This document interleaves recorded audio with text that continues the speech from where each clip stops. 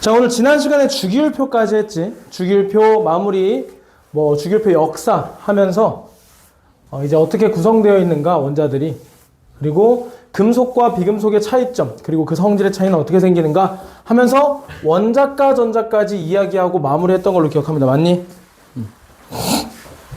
그래서 오늘은 거기에서 이어서 잠깐 주기율표에서 정리 한번 한 다음에 그 이후에 나오는 할로젠과 알칼리 이런 걸로 이제 시작을 해보겠습니다.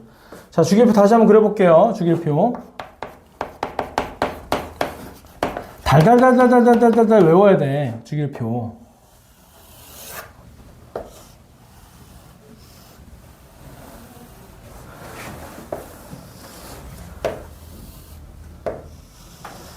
네, 2시간이라 시간이 아까워서 너네 시험 안 보지만 사실 이건 꼭 시험 보면서 넘어가야 되는 부분이거든.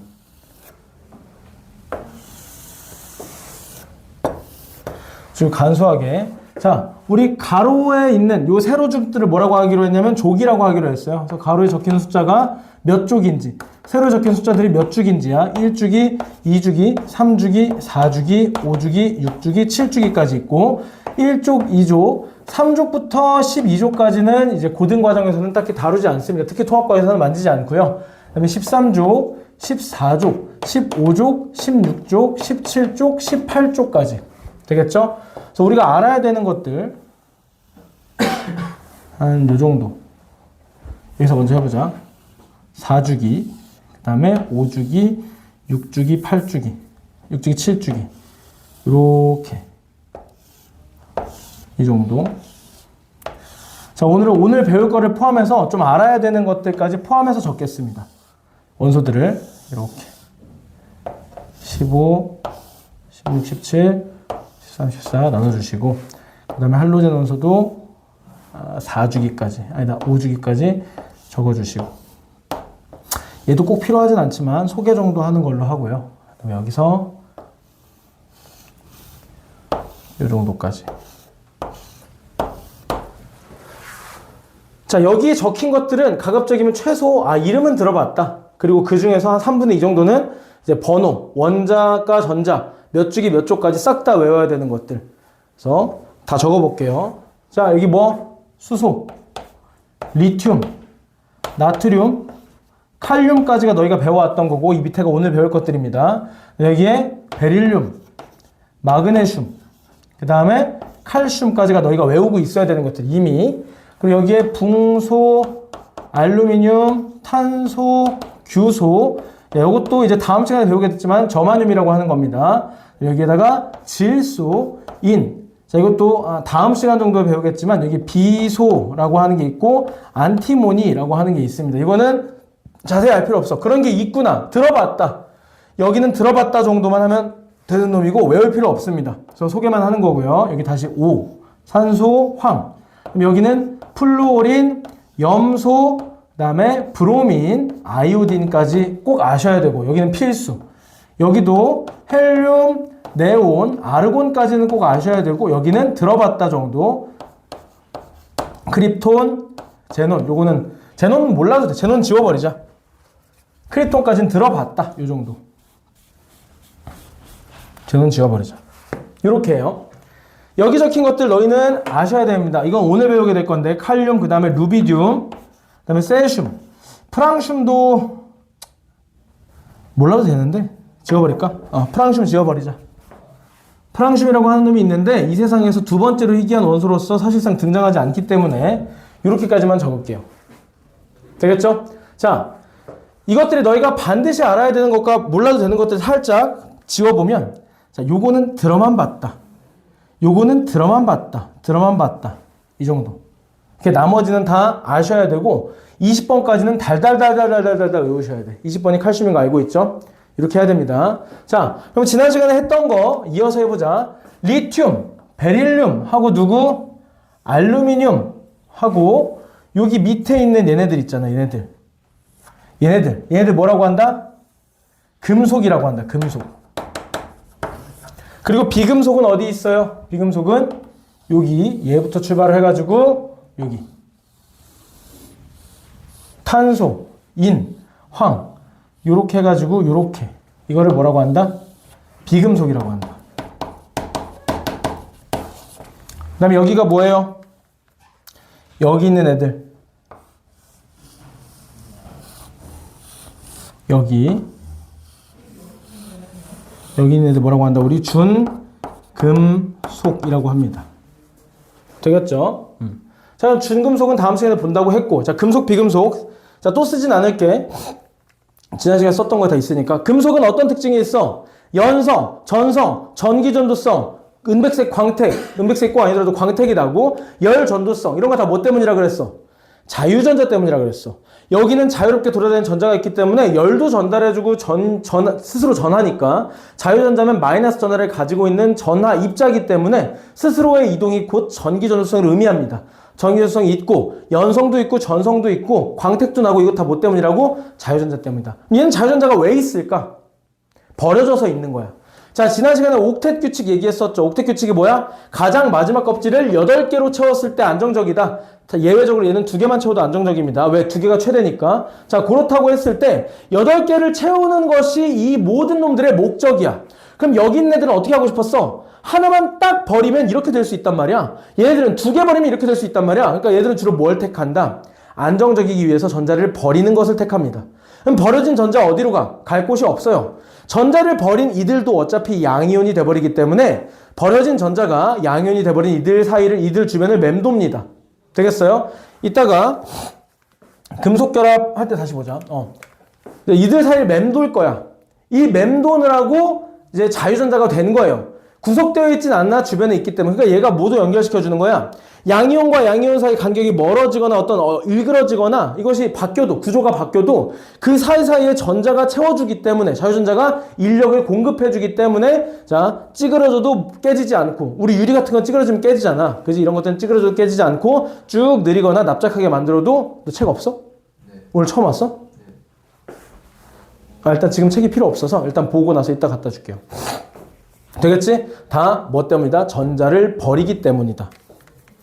전자를 버려서 지유전자 때문이다. 자, 그러면 얘는 전자를 얻고 싶겠지? 그러니까 얘는 모두 그런 것은 아니야. 금속은 일반적으로 전자를 버리는 것이 있지. 근데 얘도 모두 그런 것은 아니야. 이런 애들은 전자를 잘 버리지 않아요. 대부분 잘 버리지. 그래서 완전 철칙은 아니에요. 주로 버리는 쪽을 택할 뿐. 자, 얘네도 봐봐. 얘네는 모두가 전자를 얻는 것은 아니야. 얘네는 이미 안정적이야. 헬륨, 네온, 아르곤, 크립톤, 제논 이런 애들은 이미 전기적으로 양성자와 전자 개수가 같아서 전기적으로도 이제 완벽한데 옥텟 규칙도 이미 이루고 있어서 변하지 않아요. 그래서 반응을 하지 않고 전자가 이동하지 않아. 그런 애들도 있지만 대체로 어떻다? 전자를 얻고 싶어하는 애들 투성이야. 되겠니? 자, 그래서 얘는 전자를 얻으려는 특성이 있으니까 자유전자가 있을 리가 있나? 없죠. 지들이 가질 전자도 부족한데 자유롭게 놔주는 전자가 있을 리가 없지. 그래서 얘는 반대의 성질을 가진다. 되겠죠? 이게 지난 시간에 얘기한 거고 오늘 배울 것은 뭐야? 저 중에서도 특수한 몇 가지를 배울 겁니다. 누구냐면 맨 1쪽에 있는 놈들과 17쪽에 있는 애들, 18쪽에 있는 애들 1쪽 중에서도 수소를 제외한 금속만 얘네들만 볼 거고요. 여기만 볼 거고 여기도 마찬가지 17쪽만 볼 거예요. 17쪽만 여기만 볼 거고 여기도 찍먹 정도 할 거야. 찍먹 정도 이렇게 이 세 가지를 볼 건데 우리 여기를 뭐라고 할 거냐? 알칼리 금속이라고 할 겁니다. 여기 알칼리 토금속이 있는데요. 지금 몰라도 돼요. 알칼리 토금속 이제 2학년 때 화학 올라가게 되면 보게 될 텐데 알칼리 토금속이라는 게 있습니다. 여기는 뭐라고 하냐면 할로젠 원소라고 해요. 할로젠. 그리고 여기는 비활성 기체라고 합니다. 이 중에서 오늘 내용이 많지 않은 비활성 기체와 할로젠, 알칼리의 세 개에 대해서 우리가 봅시다. 자, 첫 번째 알칼리 금속부터. 전화가 오네. 안 받아도 되겠지? 받아봐도 되니? 안녕하십니까. 건강보험 및 의료시비 여론조사입니다. 자, 알칼리 금속.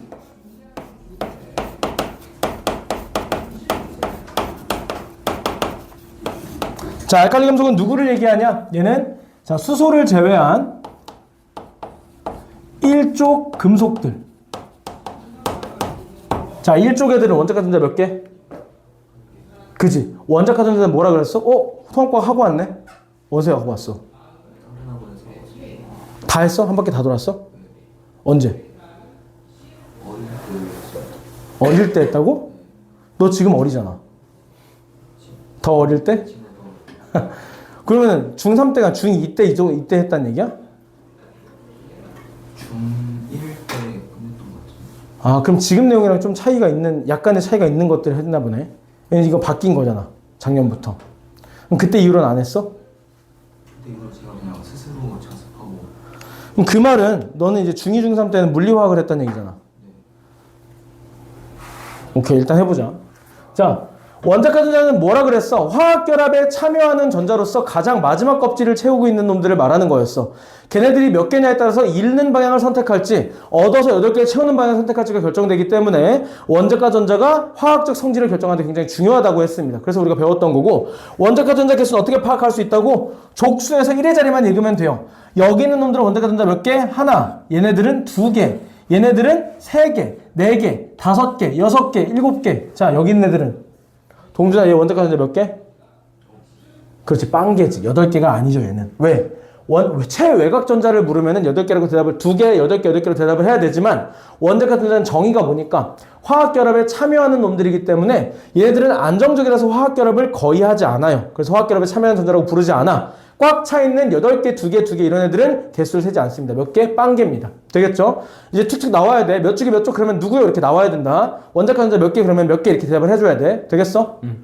자, 그래서 H를 제외한 1쪽 금속을 알칼리 금속이라고 하고요. 1쪽 금속이다 보니까 원자과 전자 몇 개? 1개. 그럼 1개를 버리고 싶어 하겠지? 1개를 버리고 싶어 하기 때문에 뭐가 된다? 플러스 1가 양이온이 되고 싶어 한다. 이 1가라고 하는 것은 이런 걸 얘기해요. 나트륨 플러스.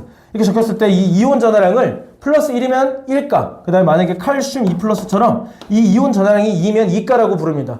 전자를 몇 개 잃었느냐, 전자를 몇 개 얻었느냐, 그걸 이제 가수라고 합니다. 그래서 1가, 2가라고 부릅니다. 자, 다시 얘기해보면 여기 앞에 있는 이 알칼리 금속들은 공통적으로 어떻다? 전자를 하나만 버리면 안정적이 되기 때문에 하나를 버리려고 한다. 전자를 하나 버렸으니 마이너스 1이야, 전하량이. 전자가 마이너스 1인데 그것을 뺀 거잖아. 그래서 플러스 1이 돼버려, 전하량이. 그렇죠? 양성자가 하나 많으니까. 그래서 1가 양이온이 된다라는 거. 되겠죠? 자, 그래서 근데 쟤네들은 어떻니? 원래는 이거를 이온화 에너지 막 이렇게 하면서 에너지로 접근을 해야 되는데, 자, 우리가 아직 이온화 에너지를 배우는 차례는 아니니까 그냥 어떻게 생각하면 된다? 버리기 쉽다, 어렵다 이렇게 좀 받아들이세요. 그러면은 얘들은 전자를 하나만 버려서 옥텟 규칙을 만족할 수 있는 놈들이기 때문에 얼른 득달같이 하나 버리고 싶어 하는 놈들이야. 이거 뭐 이온화 에너지가 낮다라고 표현을 하는데 그것까지는 기억 못 하셔도 되고, 얘들은 어떻다? 전자를 얼른 하나 버려서 안정적이 되려고 혈안이 되어 있는 놈들이야. 되겠어? 그러니까 반응하기가 굉장히 쉽겠죠. 다른 놈과 반응하기가 굉장히 쉬워. 반응성이 크니까 우리가 오늘 따로 배우는 거야. 오늘 배울 2가지는 반응성이 엄청나게 큰 놈들이고요. 한 놈은 반응을 거의 하지 않는 놈이야. 되겠죠? 그래서 알칼리 금속은 반응성이 어떻다? 전자를 버리기 위한 반응성이 굉장히 큰 놈입니다. 그래서 굉장히 크다. 자, 반응성 순서 한번 적어볼까? 종류가 일단 나트륨, 리튬부터 시작하자. 종류가 리튬, 그 다음에 3주기에 나트륨, 칼륨, 루비듐까지만 이야기할게요. 세슘도 우리가 알고 있어야 되는 이유는 어쨌든 알칼리 금속이기도 하고, 우리가 일단 와서 뭐 했어? 시간과 공간의 측정, 과거와 현재에 대한 이야기를 하면서 세슘 원자시계라는 걸 들먹인 적이 있었어요. 그죠? 세슘 원자 가장 바깥쪽에 있는 전자가 진동하는 횟수 하면서 시간을 정의했다. 그런 이상한 내용이 있었던 거 기억할 거야. 그때 등장했기 때문에 종종 등장을 하니까, 통합과학에서. 문제에서 종종 등장하니까 이제 존재를 알아둬라 라는 의미로 적은 거고요. 알칼리 금속에서 많이 언급되진 않아요. 그래도 여기까지는 알아두자. 프랑슘은 모르더라도 세슘까지는 좀 인지를 하고 있자. 여기 적진 않을게요. 자, 이들의 반응성 순서를 적을 건데 방금 얘기했듯이 쟤네들은 어떻다? 전자를 버리고 싶어하는 놈들이야. 맞아요? 그럼 너네 생각해봐. 중앙정부에서 가까이 있는 도시를 통제하기가 쉬울까? 멀리 있는 도시를 통제하기가 쉬울까?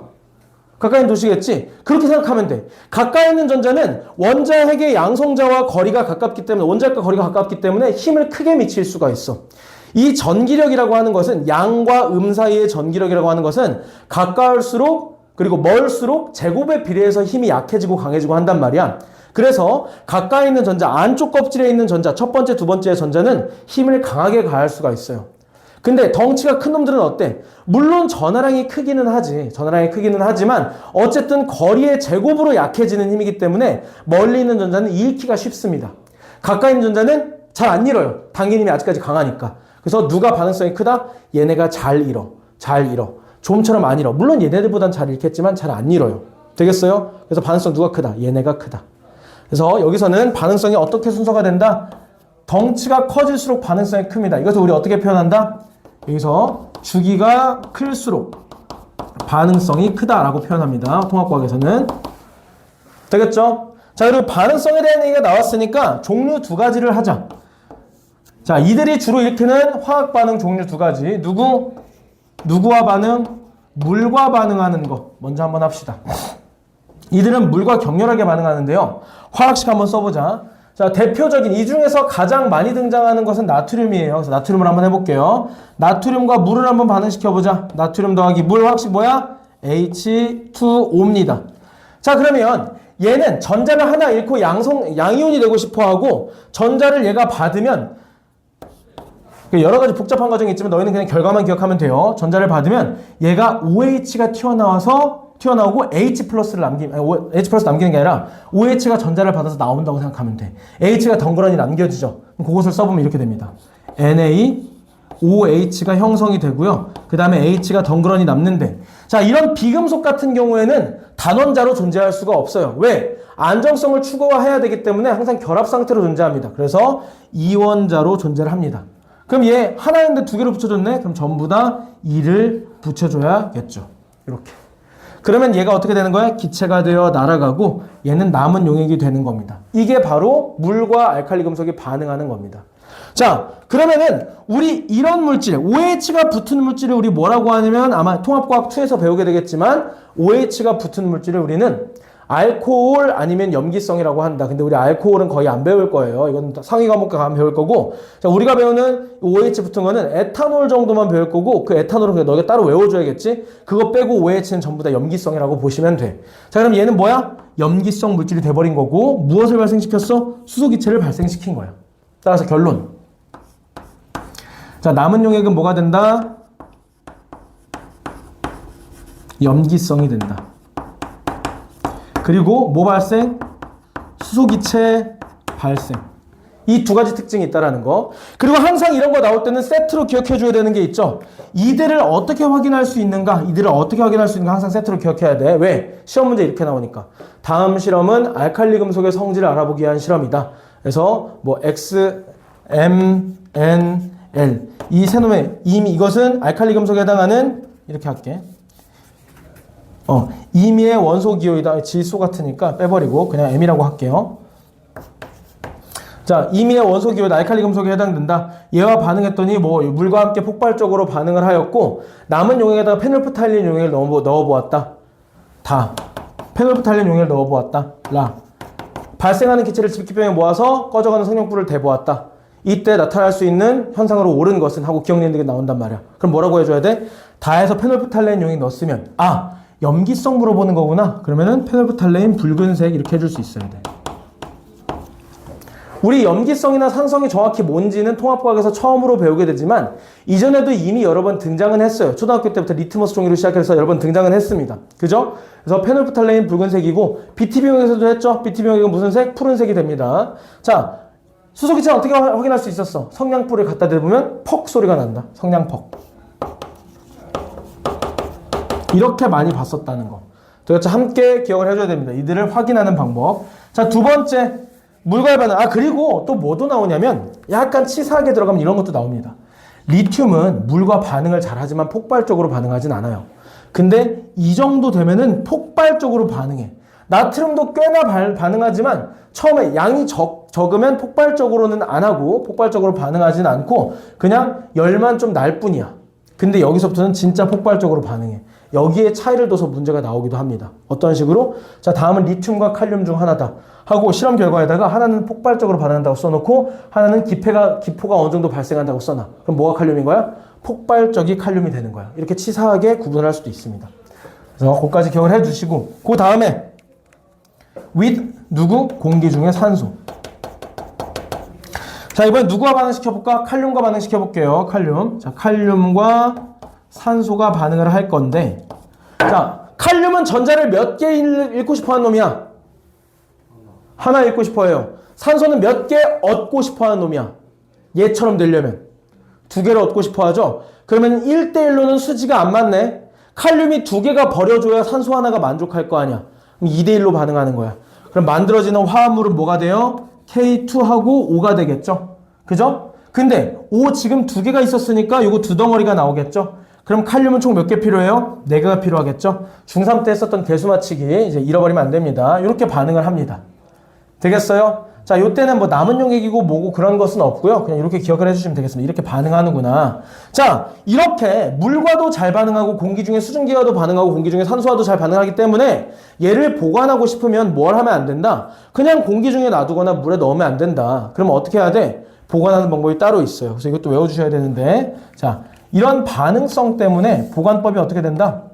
석유나 액체 파라핀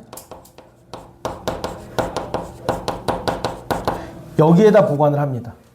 석유나 액체 파라핀과 같이 이들과 반응하지 않는 것으로 둘러싸이도록 만들어서 보관을 합니다. 되겠죠? 자, 그리고 부수적인 특징들 한번 보자. 이들의 일상생활 사용 예시와 부수적인 특징들을 볼게요. 자, 부수적인 특징, 은백색 광택이 난다. 에이, 금속 다 은백색이잖아요. 아니, 구리는 빨간색이잖아. 금은 노란색이잖아. 특히나 얘들은 다 은백색 광택이 나요. 그 다음에 커터칼로 잘릴 만큼 무릅니다. 강도가 무릅니다. 무르다. 커터칼로 자른 단면이 은백색 광택이 나지만, 그래서 한 큐에 이렇게 얘기해, 한 문장으로. 커터칼로 자른 단면이 은백색 광택이 나지만 잠시 후 잃어버린다. 그럼 이제 문제 나올 수 있겠지? 광택을 잃어버린 이유는 공기 중의 산소와 반응해서. 이렇게 얘기하면 돼요. 오케이? 자, 무르다. 또 밀도도 낮습니다. 밀도가 낮아서요. 얘는 뜹니다. 물 위에 떠요. 얘도, 근데 이거는 좀 내 유튜브에 검색해봤는데 뜨는 영상도 있고 안 뜨는 영상도 있어. 그래서 실제로 검색을 해보면 물보다 밀도가 높은지 낮은지 내가 검색 아직 안 해봤는데, 자, 얘는 확실히 떠요. 얘는 이제 보면 물 위에 뜨는 영상도 있고 가라앉는 영상도 있어요. 아무튼 여기부터는 확실히 가라앉고요. 그래서 상상이 안 되잖아. 금속이 물에 가라앉다는 게, 그러니까 뜬다는 게 말이 안 되잖아. 근데 밀도가 워낙 낮아서 물에 뜹니다. 되겠어요? 밀도가 낮아서 물에 뜬다. 되겠죠? 자, 요 정도를 알아두시면 되겠고, 사용 예시들을 보면, 리튬은 어디 쓰일까? 너희 핸드폰에 하나씩 가지고 있는 핸드폰 배터리에 씁니다. 리튬 전지도 있고요. 자, 두 번째, 나트륨은 주로 어디에 있냐면, 나트륨 이온 말고, 나트륨 이온은 굉장히 많지. 너네가 오늘 아침에 먹은 것에도 들어가 있고, 아침 식사에도 점심 식사에 다 들어가 있었을 거고, 근데 일반적으로 나트륨은 가로등에 있습니다. 가로등. 그 다음에 루비륨까지 몰라도 되고 칼륨까지 봅시다. 칼륨은 주로 어디에 많냐? 비료에 많이 쓰입니다. 비료. 여기까지 알면 여기서 틀릴 문제는 없다. 이거를 달달 외웠을 수 있으면 너희는 여기서 한 문제도 안 틀립니다. 되겠지? 자, 그 다음에 이쪽 지워버리고 그냥 할로젠 쓸게요.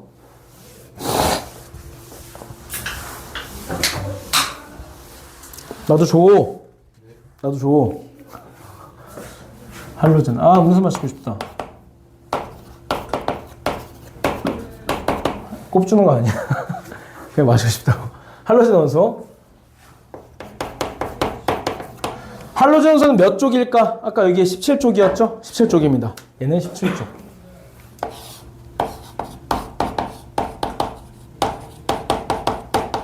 17쪽 원소예요. 17쪽 원소기 때문에 전자를 어떻게 하고 싶어 할까?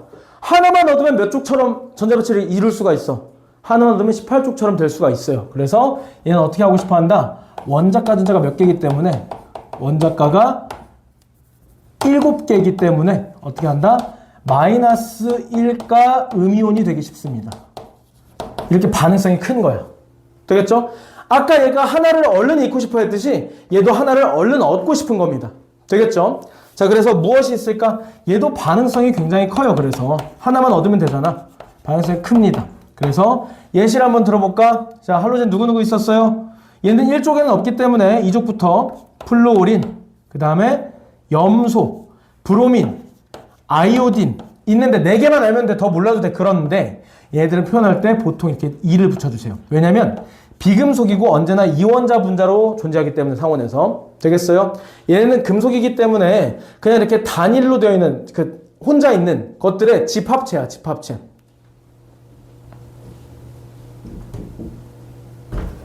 리우인가?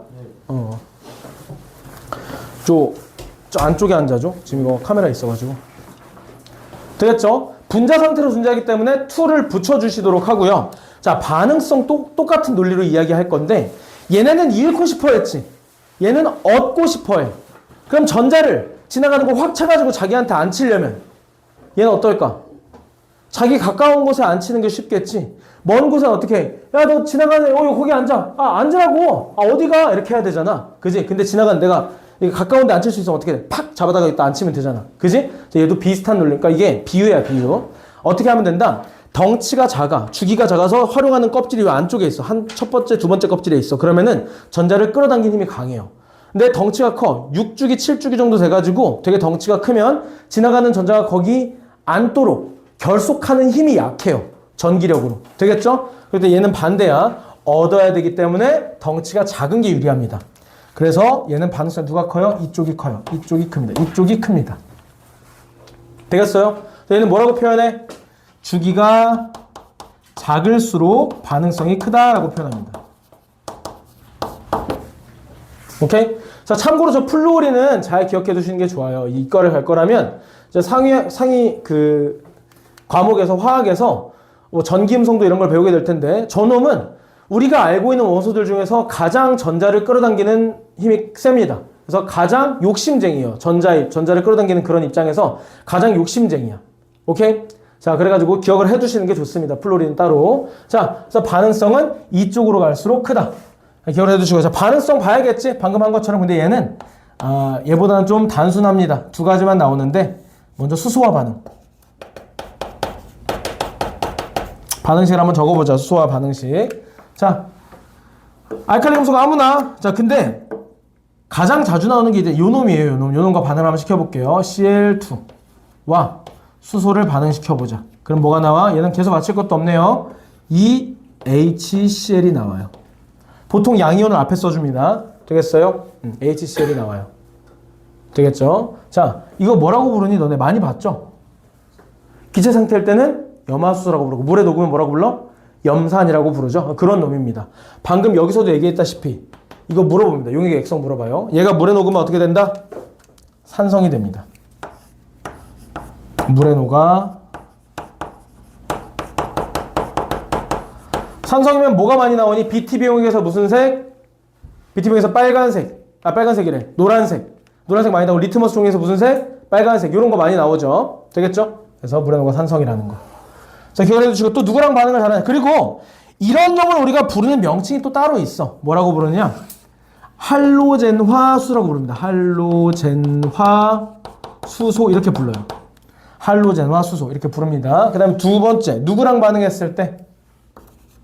알칼리 금속이랑 또 반응합니다. 그럴 수밖에 없는 게 얘는 하나를 잃고 싶어하고 얘는 하나 얻고 싶어하니까 굉장히 그 둘 다 반응성이 강하니까 굉장히 격렬하게 반응하겠죠. 얘는 굉장히 격렬하게 반응한다. 이것도 알아두시고. 자, 화학식을 써보면 이번에도 그냥 염소로 쓸게요. 계속 중복돼서 쓰는 것 같지만 가장 흔한 거다 보니까 나트륨, 그러니까 알칼리에서 나트륨과 할로젠에서 염소를 반응시켜 볼게요. 나트륨과 누구? 염소.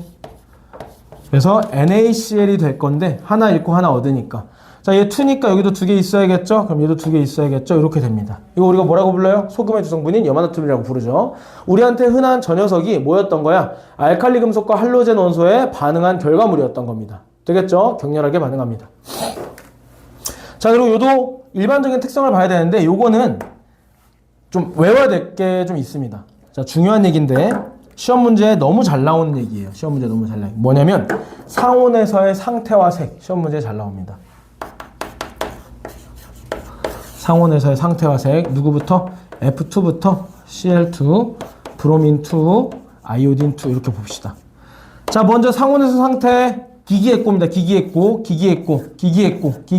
기기액고야. 기체, 액체, 고체입니다. 상온에서. 되겠지? 상태. 그 다음에 색. 색은 이렇게 나와요. 노란색, 뭐 연노란색 이렇게 나오는데 그렇게 구분하지 말고 너네한테 노란색, 연노란색으로 구분하라고는 안 해. 연노란색인지 어떻게 알아? 눈으로 보고. 그냥 노란색, 노란색인데 조금 더 디테일하게 보면은 황록색으로 좀 더 많이 납니다. 황록색. 약간 녹색 비칠 때 겨자 느낌은 약간 녹색 겨자색 느낌이야. 그래서 노란색, 노란색이라고 책에도 많이 나왔을 것이고 어디 여러 군데 많이 나왔겠지만 너희들은 노란색과 황록색으로 기억해 주세요. 이 노란색, 황록색. 오케이? 기본적으로 노란색이지만 약간 녹색을 띈다. 얘는 젓갈색 액체입니다. 젓갈색. 얘는 보라색이에요. 되겠죠? 이거 시험 문제 너무 잘 나와. 되겠죠? 무조건 외워주셔야 됩니다. 되겠지? 얘는 이게 잘 나와요. 요게. 요 반응하는 것이 잘 나와. 얘는. 근데 얘는 요게 잘 나와. 상온의 상태. 되겠지? 이렇게 알아두시고 자, 조금 첨언을 해볼게. 얘도 그렇고 반응성이 크다라고 하는데 이게 도대체 무슨 의미일까? 반응성이 크다라고 하는데 이게 무슨 의미냐? 이온이 돼버린다는 얘기예요. 따라서 이 상태로 존재했다는 건 이온이 안 됐다는 얘기죠. 얘들이 다른 반응할 물질을 만나면 다 뭐가 돼버려? Cl-, Cl- 다 이온이 돼버리잖아. 그지? 자, 반응성이 크다라는 말은 할로젠 같은 경우에는 뭐가 되기 쉽다? 할로젠은 전자를 얻어 음이온이 된다는 얘기고, 반응성이 크다는 얘기는 전자를 잘 얻어서 내가 음이온이 될 거야. 네가 감히 이온으로 존재하다니 내가 이온이 될 건데 라고 하는 거야. 그러니까 얘가 이온이 잘 되고, 만약에 이 아이오딘이 이온으로 존재하는 곳에 플로린을 넣어버리잖아. 근데 얘는 얼른 분자가 돼버리고 얘가 대신 이온이 돼버립니다. 이런 식입니다. 반응성이 큰 놈이 뭐가 된다? 이온이 돼버린다. 되겠어? 그래서 자, 이 누구는 알칼리 금속 같은 경우에는 전자를 어떻게 한다? 얻어서, 잃어서 전자를 잃어 양이온이 된다. 되겠죠? 중요합니다. 예를 들면 이런 거야. 예시를 한번 들어보자. 얘는 그래도 좀 쉽거든요. 좀 쉬운데 여기서 오히려 할로젠이 별거 없어 보이는데 여기서 복병이 가끔 있어요. 그러면 자, 내볼게. 여기다가 NaCl이 녹아있는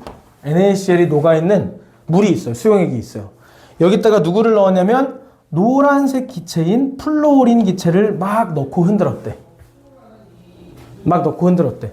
그러니까 이 물이 황록색이 됐대. 약간 초록빛이 나는 누런색으로 변했대. 그러면은 요 반응에 대한 물음에 답해라. 이렇게 하면 이 황록색의 정체는 뭘까? 염소. 왜 염소가, 방금 여기 염소 있었잖아. 있었지? 근데 왜 염소가 이제 와서 색깔을 드러낼까? 분명히 투명했거든? 소금이 녹아있는 물, 소금물로써 투명했거든? 근데 왜 황록색이 나타나게 됐을까? 그렇지. F가 반응성이 크니까. 들어가서 뭐가 됐어? 반응성 큰 게 이온이 되는 거잖아. F가 반응해버려서 뭐로 바뀌어버렸어? 여기 안에 NaF가 녹아있고, 자, 누가 나와버렸어? Cl2가 기체가 되어서 황록색이 돼버렸다. 이런 식으로 이해하시면 되겠습니다. 실제 이 문제는 이거보다 좀 더 이제 깔끔하게 나오는데, 푸시다 보면 알 거야. 숙제를 푸시다 보면 이런 게 등장합니다. 어떤 게 들어있고 어떤 걸 넣었을 때 황록색이 나오더라, 보라색이 나오더라, 젓갈색이 나오더라, 이런 거를 보고 누가 이온이었다가 아니게 되었는지, 누가 분자 상태였다가 이온이 되었는지 반응성 비교해서 찾아주는 문제가 나옵니다. 그렇게 풀 수 있으면 되겠다. 그래서 이거를 반드시 외워주세요. 되겠죠? 자, 알칼리와 할로젠은 이쯤 하고요.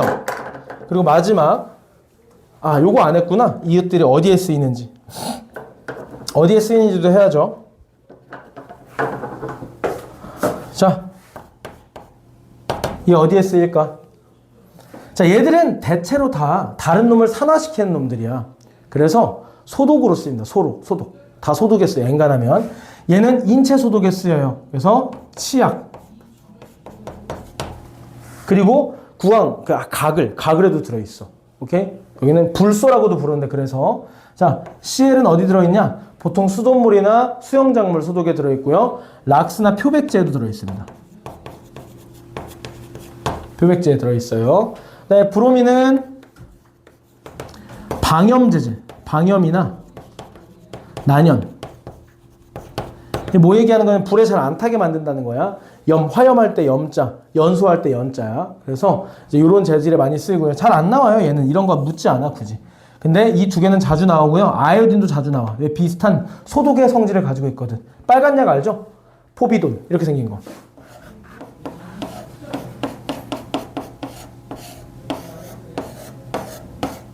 빨간 약 열면 어떻게 돼? 뚜껑에 달려있죠. 이렇게 달려있죠. 빨간 약 싹싹 바르는 거, 소독약. 그지? 거기가 이제 아이오딘이야. 소독약. 상처 소독약. 다 뭔가 소독의 기능을 하지. 오케이? 그래서 이거 용도까지 알아두면 여기서도 틀릴 문제가 없습니다. 되겠죠? 이 좁은 틈에다가 마무리로 요거 할게요. 세 번째. 비활성 기체.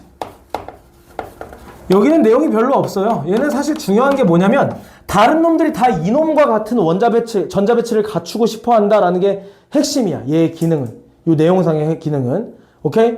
다른 이런 알칼리든 할로젠이든 알칼리 토금속이든 산소든 황이든 전부 다 누구와 같은 전자 배치를 가지고 싶어 한다. 18쪽 비활성 기체와 같은 전자 배치를 갖춰서 안정적이고 싶어 한다. 그래서 18쪽이라 그랬죠. 누구 있어요? 세 개만 알면 된다. 아까 내가 무슨 크립톤이랑 제논도 적었지만 시험 문제에 단 한 번도 나온 적 없고요. 우리는 어디까지만? 헬륨, 네온, 아르곤. 반응 안 하기 때문에 누가 반응성이 높다 이런 것도 우리가 알 필요가 없고요. 오케이? 예시 정도만 알았다. 예시. 어디에 활용되는지. 일단 몇 번? 2번, 10번, 18번. 얘 원자 번호는 꼭 외워두도록 하자. 전자가 몇 개 있어야 된다? 2개, 8, 총 2개, 10개, 18개 있을 때 안정적이다. 2개, 10개, 18개 있을 때 안정적이다. 요거는 외워 머리에 콱 박아버려. 알겠어?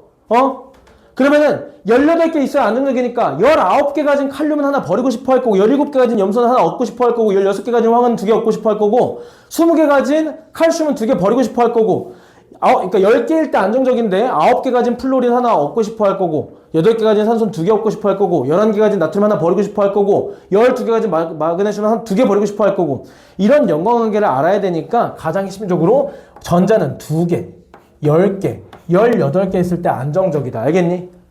오케이 됐어. 이렇게 알아두셔라. 자 활용 예시. 옛날에 비행선 같은 경우에는 기체가 이제 뜰 때 지금과 같은 양력을 통한 양력과 추진력을 통한 비행기가 없었기 때문에 이렇게 지브리에 나올 법한 이런 비행선을 이제 타고 다녔을 거 아니야. 비쌌겠지. 근데 타고 다니다가 가벼워야 뜨기 때문에 안을 수소로 채웠어. 근데 수소는 뭐 어떤 특징이 있어? 폭발성이 있죠. 반화점 이상으로 올라가면은 폭발성이 있기 때문에 자 너무 가까워서 이제 태양에 쬐어. 그래서 반화점 이상으로 올라가니까 펑 터져서 인명사고가 났겠지. 그러니까 뭘 쓰기로 한다? 이거 가벼워서 쓴 건데 얘보다는 덜 가볍지만 안정적인 거 있을까? 근데 안정적이어도 너무 안정적인 게 있는 거야. 그래서 얘를 씁니다. 그래서 주로 풍선과 비행선 같은 곳에 많이 씁니다. 근데 얘는 진짜 희귀해요. 그래서 비싸. 그래서 얘는 그 대굴대굴 굴려서 이동하는 가스통 있잖아. 그거 하나에 70만 원씩 해요. 헬륨. 그래서 좀 비싼 기체입니다. 자, 네온은 어디에 많이 써요? 네온 사인 알죠? 광고판. 광고판. 전기로 이제 반짝반짝 빛나서 자, 어떤 기체를 같이 넣느냐에 따라서 혹은 어떤 금속을 이제 같이 넣느냐에 따라서 색깔이 달라지는 네온 사인. 이게 광고용 간판에 많이 쓰입니다. 자, 아르곤은 공업용 충전재 혹은 형광등에 들어있습니다. 충전재 혹은 형광등에 들어있어요. 그래서 요거 예시나 요거 예시를 묶어서 한 문제 정도가 출제될 수 있으니까 자, 그것도 반드시 한 번씩 눈에 익혀놓도록 합시다. 되겠죠? 자, 원소의 종류 다 봤습니다.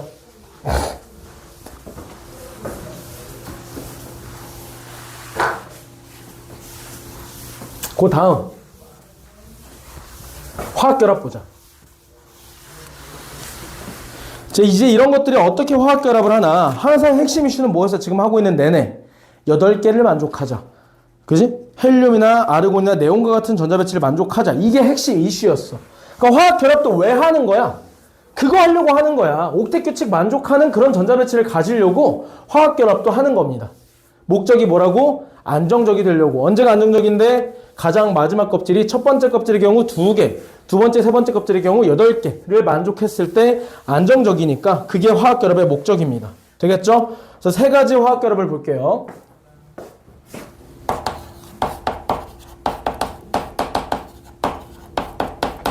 두 가지만 보자. 우리 시간이 많지 않으니까. 금속결합은 사실 통합각에 나오진 않아요. 화학결합이 여러 가지가 있어. 뭐 고무결합, 이온결합, 금속결합, 배위결합 여러 가지가 있지만 우리 통합각에서는 2가지만 나옵니다. 금속과 금속의 결합은 금속결합이라고 해도 나중에 화학에서 배울 거고요. 우리는 금속과 비금속 그리고 비금속과 비금속의 결합만 볼 겁니다. 먼저 금속과 비금속의 결합부터 봅시다. 자, 금속과 비금속의 결합. 금속은 전자를 어떻게 하고 싶어 한다? 버리고 싶어 한다, 얻고 싶어 한다? 버리고 싶어 한다. 비금속은 얻고 싶어 한다. 그럼 이 둘이 만나면 이해관계가 맞네요. 금속은 버리고 싶어 하고 비금속은 얻고 싶어 하잖아. 그럼 금속이 버린 전자를 비금속이 먹습니다. 되겠어? 그럼 각각 뭐가 돼? 얘는 금속 버렸으니까 양이온이 되죠? 얘는 뭐가 돼요? 음이온이 되죠? 그러다 보니까 둘이 뭐가 생겨? 양이온과 음이온 사이에 무슨 힘? 정전기적 인력이 생깁니다. 이렇게 붙는 것을 우리 뭐라고 한다? 이렇게 붙는 것을 이온 결합이라고 한다. 옥텟 규칙을 만족하기 위해서 금속은 전자를 버리고 비금속은 전자를 얻어요. 그러면 하나는 음이온이 되고 하나는 양이온이 된단 말이야. 이 둘 사이에 정전기적 인력에 의해서 붙은 것을 우리는 뭐라고 한다? 이온 결합이라고 한다 이거야. 되겠죠? 자, 예시를 좀 봅시다. 표현도 여러 가지가 있고 표현 크게 2가지를 그려줄 거고요. 예시도 있습니다. 자, 표현 먼저. 보통 그림으로 나오면은 얘는 접하고 있는 원 형태로 나옵니다. 실제로 이게 어떤 꼬라지냐로 구분하는 그 문제들이 나오기 때문에 알아두셔야 돼. 괜히 하는 거 아니야. 자, 원자 모형, 전자 배치 모형으로 그림을 그려줄 때는 겹쳐지지 않고 접해 있는 2개의 원자로 많이 그려져요. 되겠죠? 예시를 들어볼게. 자, 이놈이 만약에 나트륨이라면 원래는 어떻게 돼 있어야 돼? 나트륨이면. 자, 서사를 그릴게. 서사를. 나트륨과 염소의 서사. 나트륨 원래 어때야 돼? 원자핵이 11 플러스여야 돼. 11번이니까. 양성자 11개. 그리고 첫 번째 껍질에 전자 몇 개? 하나, 2개. 두 번째 껍질에 원래 전자 몇 개? 11개 채워야 될 거 아니야. 두 번째 껍질에 몇 개 들어가? 8개 들어가죠? 하나, 둘, 셋, 넷, 다섯, 여섯, 일곱, 8개 들어가요. 그리고 그럼 몇 개야? 2개, 8개니까 총 10개죠? 하나 더 필요하네? 세 번째 껍질에 몇 개 들어가? 하나 들어갔었어. 옆에다가 염소도 그려보자. 염소. 염소는 17 플러스에서 17번이니까 17 플러스. 그리고 첫 번째 껍질에 몇 개? 2개. 두 번째 껍질에 몇 개? 하나, 둘, 셋, 넷, 다섯, 여섯, 일곱, 8개. 세 번째 껍질에 몇 개? 17번이니까 2개, 8개면 10개 찾죠? 몇 개? 7개. 그렇지. 하나, 둘, 셋, 넷, 다섯, 여섯, 7개. 그런데 얘 어떻게 하고 싶어 해? 전자 버리고 싶어 해. 그죠? 얘는 어떻게 하고 싶어 해? 전자 얻고 싶어 해. 그러면 얘는 어떻게 됐어? 사실상 전자를 버렸으니까 이거 없는 껍질이죠. 하나만 있었는데 전자를 버렸으니까 이제 어떻게 되는 거야? 마지막 껍질을 비웠습니다. 그래서 마지막 껍질이 더 이상 마지막 껍질이 아니게 돼버리다 보니까 몇 개를 채운 것처럼 8개를 채운 것처럼 이렇게 네온과 같은 전자 배치를 이루게 됩니다. 되겠어요? 그래서 나트륨 플러스가 되면서 안정해졌다라는 의미의 대괄호를 쳐줍니다. 되겠어요? 안정해졌다. 자, 얘는 하나를 얻었으니까 이제 뭐가 됐어요? 원래 17 플러스 양성자 17개였는데 그래서 전자도 17개였는데 전자 하나를 받았으니까 마이너스 1이 늘었네. 그럼 플러스 17 마이너스 18이 돼버렸으니까 전하량이 마이너스 1이죠. 그래서 얘도 뭐가 돼버렸어? Cl 마이너스가 돼버렸어. 그래서 안정적이 됐다 해서 대괄호 쳐줍니다. 근데 이 둘 사이에 뭐가 생겨 이제? 양이온과 음이온이 돼버렸으니까 뭐가 생긴다? 정전기적 인력이 생긴다. 맞아요? 이걸 뭐라고 한다? 이온 결합이라고 한다. 그래서 여기 나트륨 플러스와 Cl 마이너스가 결합하면 이런 식으로 그림이 그려집니다. 이렇게도 그려지고요. 어떻게도 그려진다고? 이렇게도 그려진다. 안정적 이렇게 그려집니다. 되겠어? 판단해 줄 수 있으면 되겠고요. 그래서 결론적으로 어떤 문장을 쓰느냐? 이온 결합을 설명함에 있어서 이런 문장을 씁니다. 어떻게? 금속과 비금속 원자가 무엇을 주고받아? 전자를 주고받아 결합한다라고 합니다. 이렇게 워딩이 되어 있습니다. 되겠죠? 이게 이온 결합입니다. 되겠지? 자, 여기다가 이제 비금속과 비금속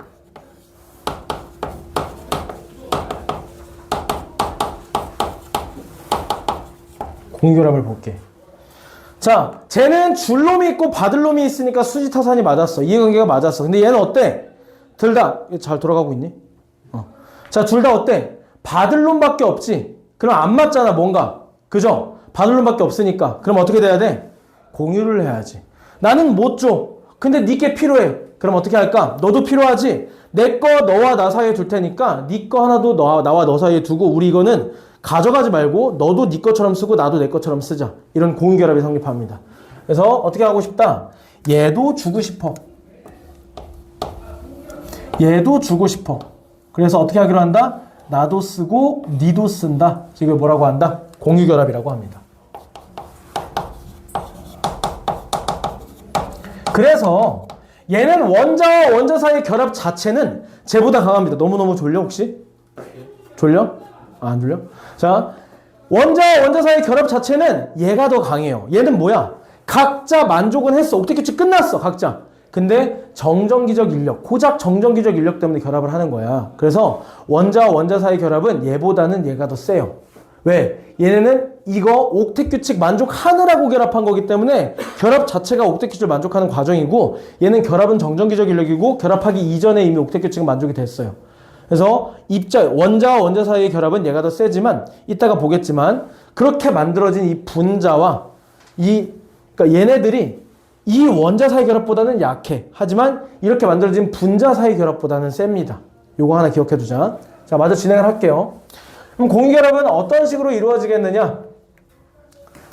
자, 이제 워딩을 똑같이 써보면 비금속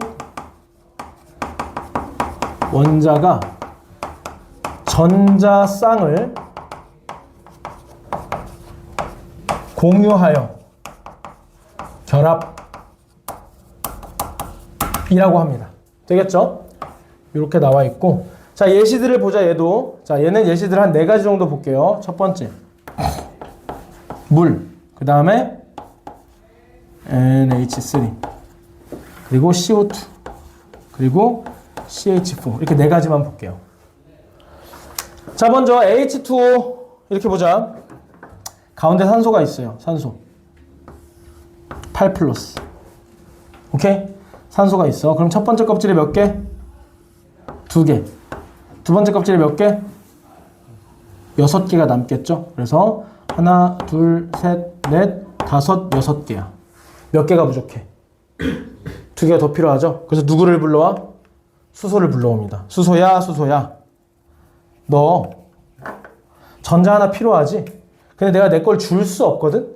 나도 하나 필요하니까. 대신 그러면 네 거를 내 것처럼, 내 거를 네 것처럼 놓고 우리 같이 쓰는 게 어때? 이렇게 합의를 보게 됩니다. 그래서 수소를 어떻게 불러와? 내 거를 네 것처럼 써. 내 걸 네 것처럼 써. 대신에 네 것도 내 것처럼 쓰게 해줘. 뭐야? 이게 아니죠. 네 것도 내 것처럼 쓰게 해줘. 이렇게 하자. 이게 결론이 난 거야. 되겠죠? 그래서 우리가 늘 보는 이런 귀여운 물분자가 되는 겁니다. 되겠죠? 오케이? 그래서 이렇게도 표현을 하고요. 이렇게도 표현을 하고요. 되겠죠? 자, 매번 이렇게 그리기가 좀 귀찮으니까 얘까지만 요거도 그려야겠다. 이중결합이 있으니까. 얘는 그냥 쓸게요. 그럼 어떻게 돼? 자, 질소는 원자과 전자 몇 개? 그러니까 얘도 결국에 원자과 전자가 몇 개냐에 따라서 몇 개 얻을지가 필요한 거였잖아. 그죠? 자, 질소 몇 번? 원자 번호. 7번. 첫 번째 껍질 몇 개? 2개. 두 번째 껍질 몇 개 남아? 5개 남아요. 그러면은 질소는 어떻다? 하나, 둘, 셋, 넷, 5개가 남아요. 그럼 누구를 불러드려? 수소를 불러드려. 수소야, 너 전자 하나 내 옆에 두고 내 것도 네 것처럼 써. 그럼 네 거 내 것처럼 쓸게. 그러면 옥텟 규칙, 물론 얘는 옥텟 규칙 예외라고 부르긴 하지만 어쨌든 안정적이 된다. 되겠죠? 자, 그래서 우리가 이렇게 그리기도 하고요. 이거 암모니아라고 하죠. 자, 얘도 이런 식으로 한번 그려볼게. 탄소는 6번입니다. 원자번호 6번이에요. 그리고 첫 번째 2개. 두 번째 껍질에 몇 개? 하나, 둘, 셋, 4개가 있습니다. 그래서 산소를 불러옵니다. 산소야, 너 2개 필요하지? 내 거 2개를 네 것처럼 써. 대신 네 것도 내 것처럼 쓰게 해주라. 그래서 산소도 2개를 가져옵니다. 이렇게. 그래서 2개를 가져와서 이렇게. 여기도 산소가 2개를 가져와서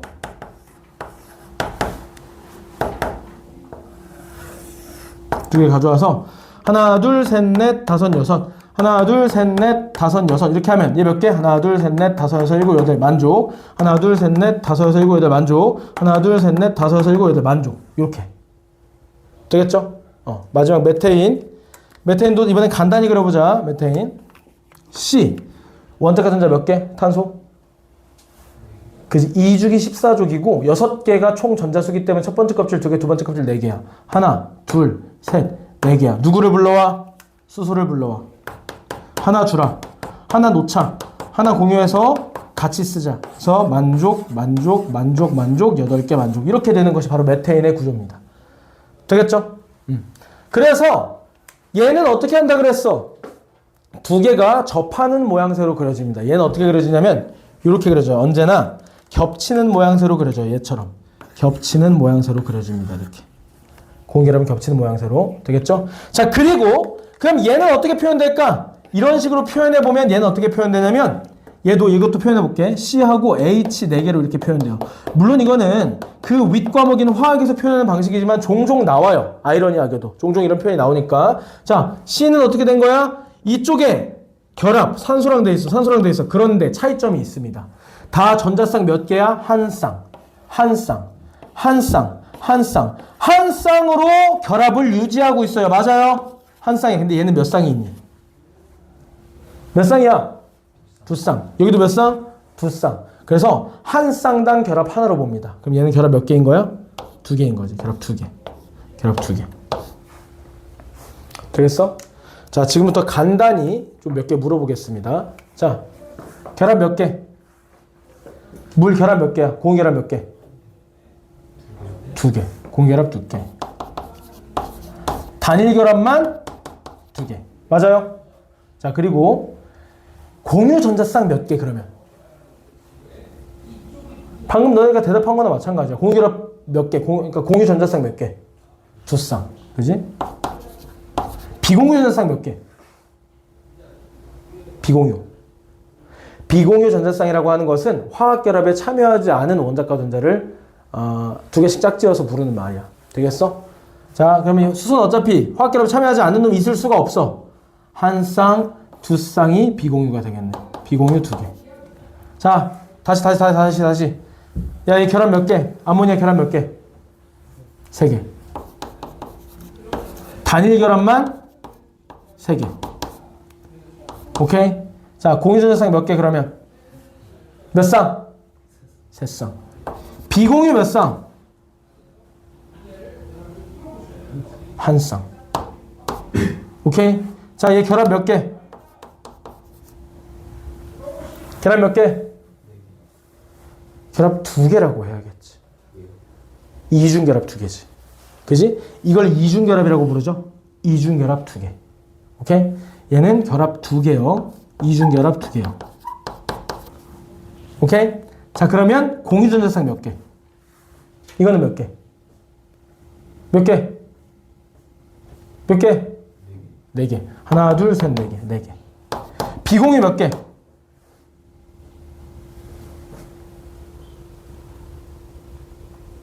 4개. 4개지. 어떻게? 산소에서 한 쌍, 산소에서 한 쌍, 산소에서 한 쌍, 산소에서 한 쌍. 탄소 같은 경우는 4개의 원자과 전자가 전부 결합에 참여하기 때문에 비공유 전자쌍이 있을 수가 없어요. 자, 보시다시피 산소는 언제나 몇 개가 남아? 2쌍이 남아요. 산소는 언제나 몇 쌍이 남아? 2쌍이 남아요. 산소는 언제나 2쌍이 남아요. 그래서 비공유 전자쌍 몇 개? 하나, 둘, 셋, 넷, 4쌍. 얘 결합 몇 개? 4개. 단일 결합만 4개. 그죠? 하나, 둘, 셋, 넷. 공유전자쌍 몇 개? 4개. 그지? 하나, 둘, 셋, 넷. 비공유전자쌍 몇 개? 0개. 왜? 수소는 애초에 비공유를 가질 수 없어. 최대 전자가 2개니까. 그죠? 그리고 탄소는 4개의 원자과 전자가 모두 결합에 참여하기 때문에 비공유가 남을 수가 없습니다. 되겠죠? 그러니까 보시면 패턴이 보이죠? 탄소는 무조건 공유전자쌍 몇 쌍? 4쌍. 탄소 하나당. 그죠? 산소는 몇 개? 공유 2개, 비공유 2개. 자, 질소는 몇 개? 공유 3개, 비공유 하나. 이게 다 정해져 있는 거야. 예외는 없습니다. 적어도 통합과학에서는. 되겠어요? 이렇게 알아두시고, 그러면 요런 거 한번 볼까?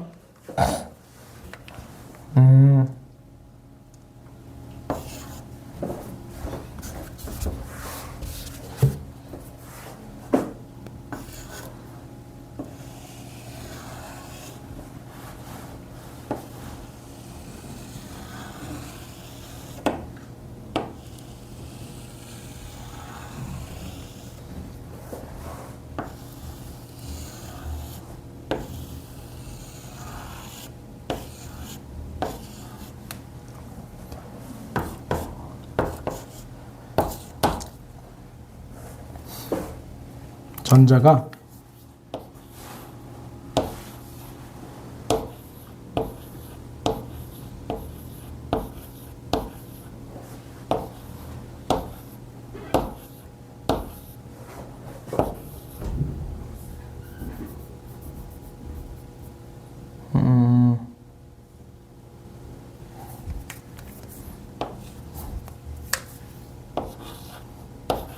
이렇게 돼 있어. 오케이? 이렇게 하고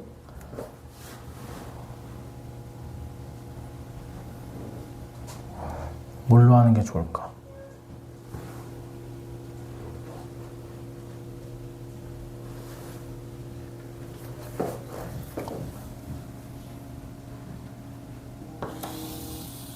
나도 이런 건 본 적 없지만 좀 억지를 부려볼게요.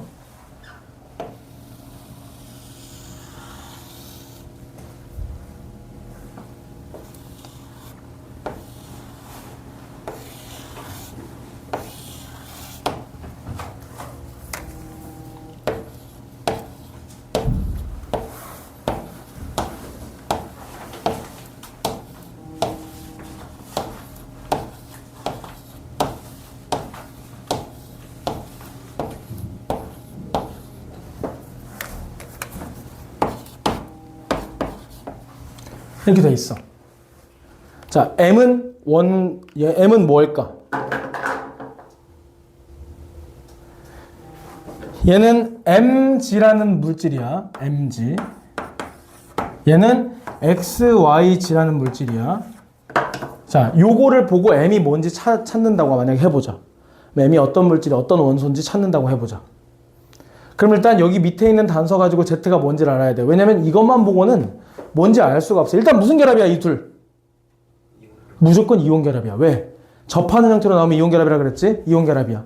근데 얘가 1가 음이온, 1가 양이온인지 2가 음이온, 2가 양이온인지 3가 음이온, 3가 양이온인지 알 수가 없어요. 근데 그 단서 어디 나와 있어? 여기 나와 있어. 일단 먼저 요거를 분석해야 돼. 얘 뭘까?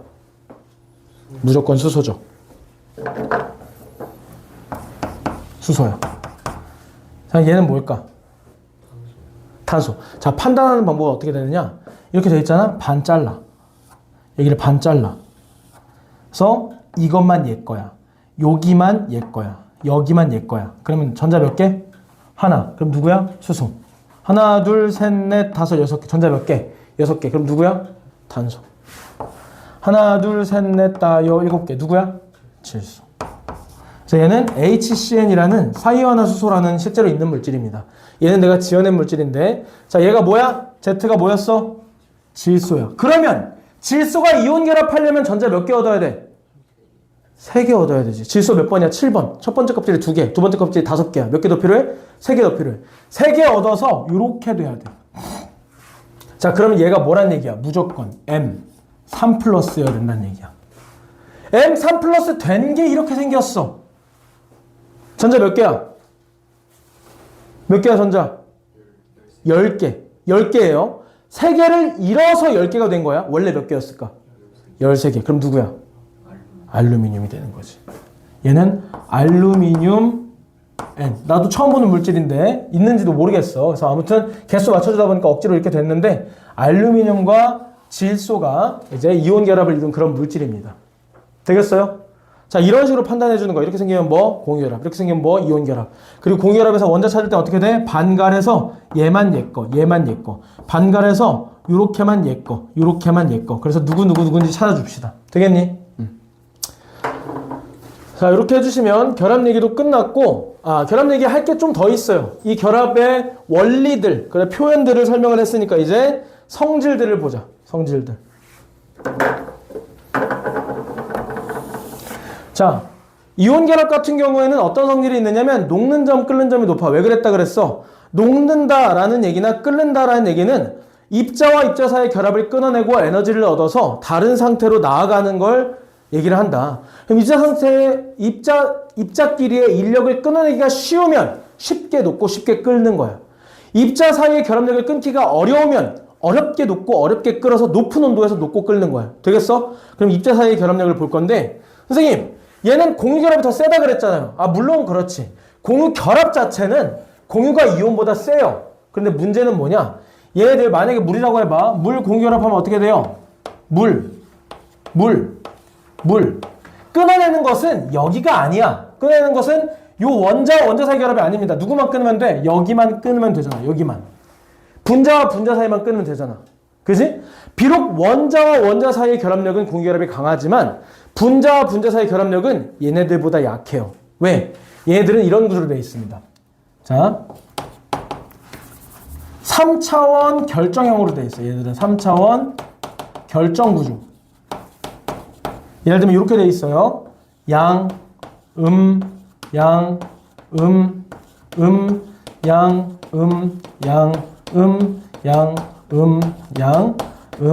양, 양. 그리고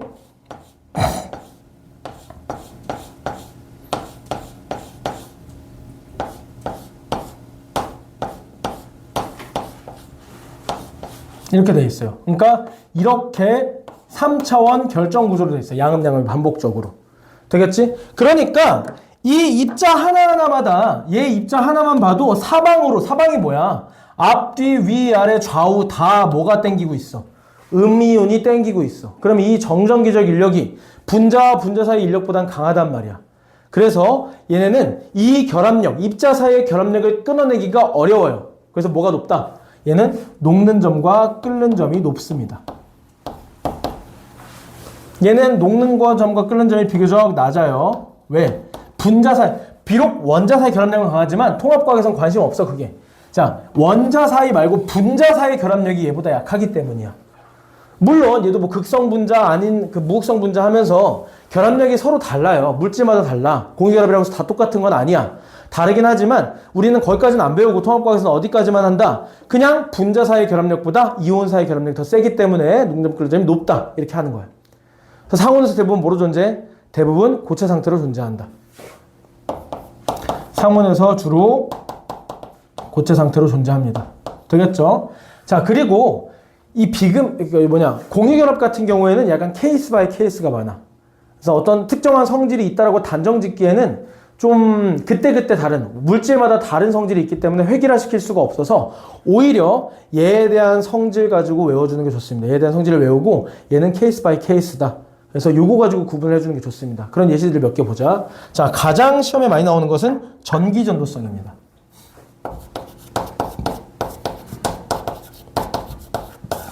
가장 시험에 많이 나와요. 자, 이 전기전도성 같은 경우에는 자, 3차원 결정 구조를 가진 이 이온 결합은 고체 상태일 때는 없어요. 전기전도성이. 왜? 얘네는 이온이기 때문에 각각 전하란 말이야. 다 전하야. 전하량이 있는 물질이야. 그죠? 그래서 얘네들이 이동만 해준다면 전기가 통할 텐데 이동을 하질 않아요. 왜? 고체 상태이기 때문에. 맞아요? 고체 상태이기 때문에 이동을 하지 않는다. 그러면 액체 상태나 수용액 상태, 물에 녹아 있으면 이들은 이동을 잘하죠. 이럴 때는 전기 전수성이 있습니다. 꽤나 명확해. 그죠? 자, 근데 가끔 이렇게 묻는 친구들이 있습니다. 선생님, AgCl, 염화은 있잖아, 염화은, AgCl. Ag가 은이고 Cl이 염소야. 그러면 이 AgCl은 이온 결합 물질이잖아. 금속 양이온과 비금속 음이온이니까. 자, 그럼 얘는 이온 결합 물질인데 얘는 물에 녹아서 앙금이기 때문에 전기 전수성이 없으니까 수용액인데도 전기 전수성이 없다고 볼 수 있지 않나요? 라고 질문을 한 적이 있어요. 근데 이거는 아예 어불성설이지. 왜? 앙금이라서 물에 안 녹잖아. 그럼 수용액이야, 아니야? 수용액이 아닌 거야. 그지? 그래서 앙금이 이온 결합인 경우는 있지만 이 앙금이라고 하는 것들 중에서 물에 안 녹으니까 앙금인 거 아니야? 물에 안 녹으려서 안 녹으니까 앙금인 거면 수용액이 아닌 거지. 수용액이 아니면 애초에 전기전수성을 논할 필요가 없는 거지. 수용액이 아니니까. 되겠죠? 그래서 그 구분만 해주세요. 그래서 얘는 그냥 어떻게 된다? 액체나 수용액이 될 수 있으면 무조건 전기전수성이 있다. 고체 상태에서는 절대로 없다. 이동할 수 없으니까 입자가. 되겠어요? 근데 얘는 일단 고체는 없어요. 누구 빼고? 흑연만 있다. 그죠? 얘는 액체는 거의 없다. 대부분 없어요. 수용액은 정말 케이스 바이 케이스다. 있는 애도 있고 없는 애도 있어. 수용액은. 그렇기 때문에 이걸로 구분하는 건 좀 힘들어. 그래서 문제가 그냥 어떻게 나와 있냐? 다음 물질 A, B는 각각 이온 결합 물질과 이온 결합 물질과 공유 결합 물질을 순서 없이 나타낸 것이다. 라고 해놓고 얘에 대한 성질을 명확하게 파악할 수 있게 해준 다음에 다른 한쪽이 공유 결합이구나. 이렇게 파악을 해야 되지. 자, 이렇게 돼 있다 보니까 수용에서 전기가 통한다고 무조건 얘는 아니야. 얘일 수도 있는 거야. 그죠? 다만 A, B는 각각 하나는 이온 결합이고 하나는 공유 결합이라고 한다. 하고 수용액의 전기도수에서 얘기해. 그러면 통하는 걸 무조건 뭐로 해줘야 돼? 얘로 해줘야 돼. 그럼 얘는 안 통하는 거로 가는 거지.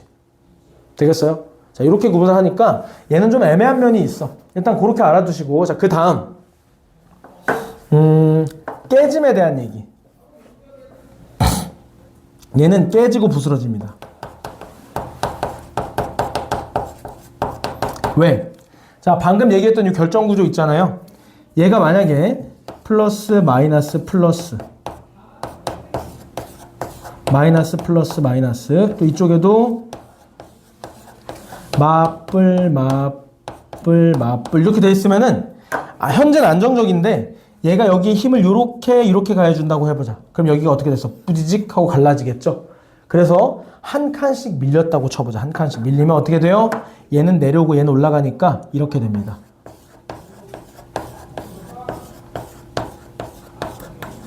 맞불 여기에 맞불 이렇게 돼요. 이렇게 잘려서. 그러면 뭐가 작용해? 마만에 뭐야? 잠깐만 잘못했죠. 한 칸씩 밀렸으니까 똑같이 가야 될 거 아니야. 이거 바뀌었네. 미안. 이게 맞불이니까 맞불. 자, 그럼 어떻게 돼요? 뿔 밀어내네. 밀어내네. 그죠? 얘들 밀어내요. 여기 경계로 밀어내. 그럼 다시 붙을 수가 없어요. 그러니까 내가 하고자 하는 얘기가 뭐냐면 얘네들은 힘을 가해서 이 구조가 깨지게 되면 다시 붙지 않습니다. 부스러지고 깨집니다. 왜? 이온 결합 물질이라서 딱 맞게 양음이 붙고 양이 붙도록 설계가 결정이 구조가 돼 있단 말이야. 근데 이거를 힘을 줘서 부스러뜨리게 되면은 이게 어긋나면서 서로 청력이 작용해서 부스러지고 깨지고 다시 붙지 않습니다. 되겠죠? 그래서 얘는 이런 특징이 있다는 것까지 알아두시면 되겠다. 되겠니? 자, 가장 많이 나오는 건 전기전수성이에요. 요거는 반드시 알아두시고 이렇게 이제 이온 결합과 공유 결합을 이제 구분을 해주시면 되겠습니다. 오케이? 오늘 여기까지 하고 수업이 끝난 게 아니라 그 다음 내용 이제 진행을 할게요. 오늘 결합 얘기까지 봤습니다. 좀 진도가 빠르긴 한데 지금 숙제를 해서 질문들을 보내는 사람들이 있어요. 아예 안 보내는 사람들도 있고, 그리고 내가 질문을 해보면 진짜 아예 숙제 검사를 안 하기 때문에 진짜 숙제를 안 하는 친구들이 있어. 큰 코 다칩니다. 그래서 좀 심하다 싶은 바는 내가 숙제 검사를 할 거야. 처음부터 끝까지. 지금 아직까지 하나도 안 한 친구가 있으면 이제 골치 아프겠지. 다음 주까지 전부 다 해와 라고 하면 골치 아프겠죠. 미리미리 조금씩 하고 그때그때 질문을 하는 게 좋아. 기왕이면. 되겠어? 자, 일단 당연히 책 좀 갖다 줄게. 과잉 경자가 문제가 돼요. 과잉 경자. 벌목, 벌차 이런 거다 문제가 돼요. 거기 위에 있어요. 발생 위에 인정, 기출, 과잉 경자, 과잉 벌목, 그렇게.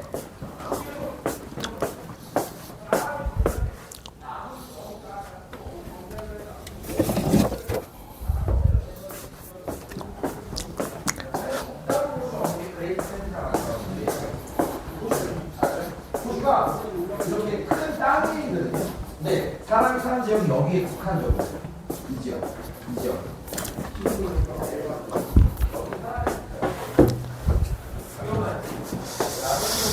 쭉 준다는 문제 쭉 당신도 없어? 저 못 갖고 왔어요. 왜? 급하게 지각은 왜 했어? 그러니까 왜 급하게 왔어? 시간 착각했어요. 몇 시로 착각했는데? 4시 반이요. MBTI 뭐야? 저 INFP.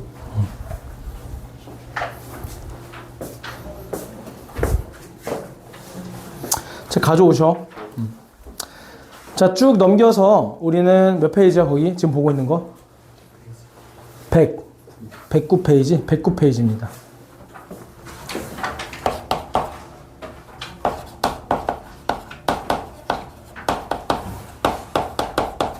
이 세상을 이루고 있는 구성 물질부터 먼저 언급을 하고 시작을 해봅시다.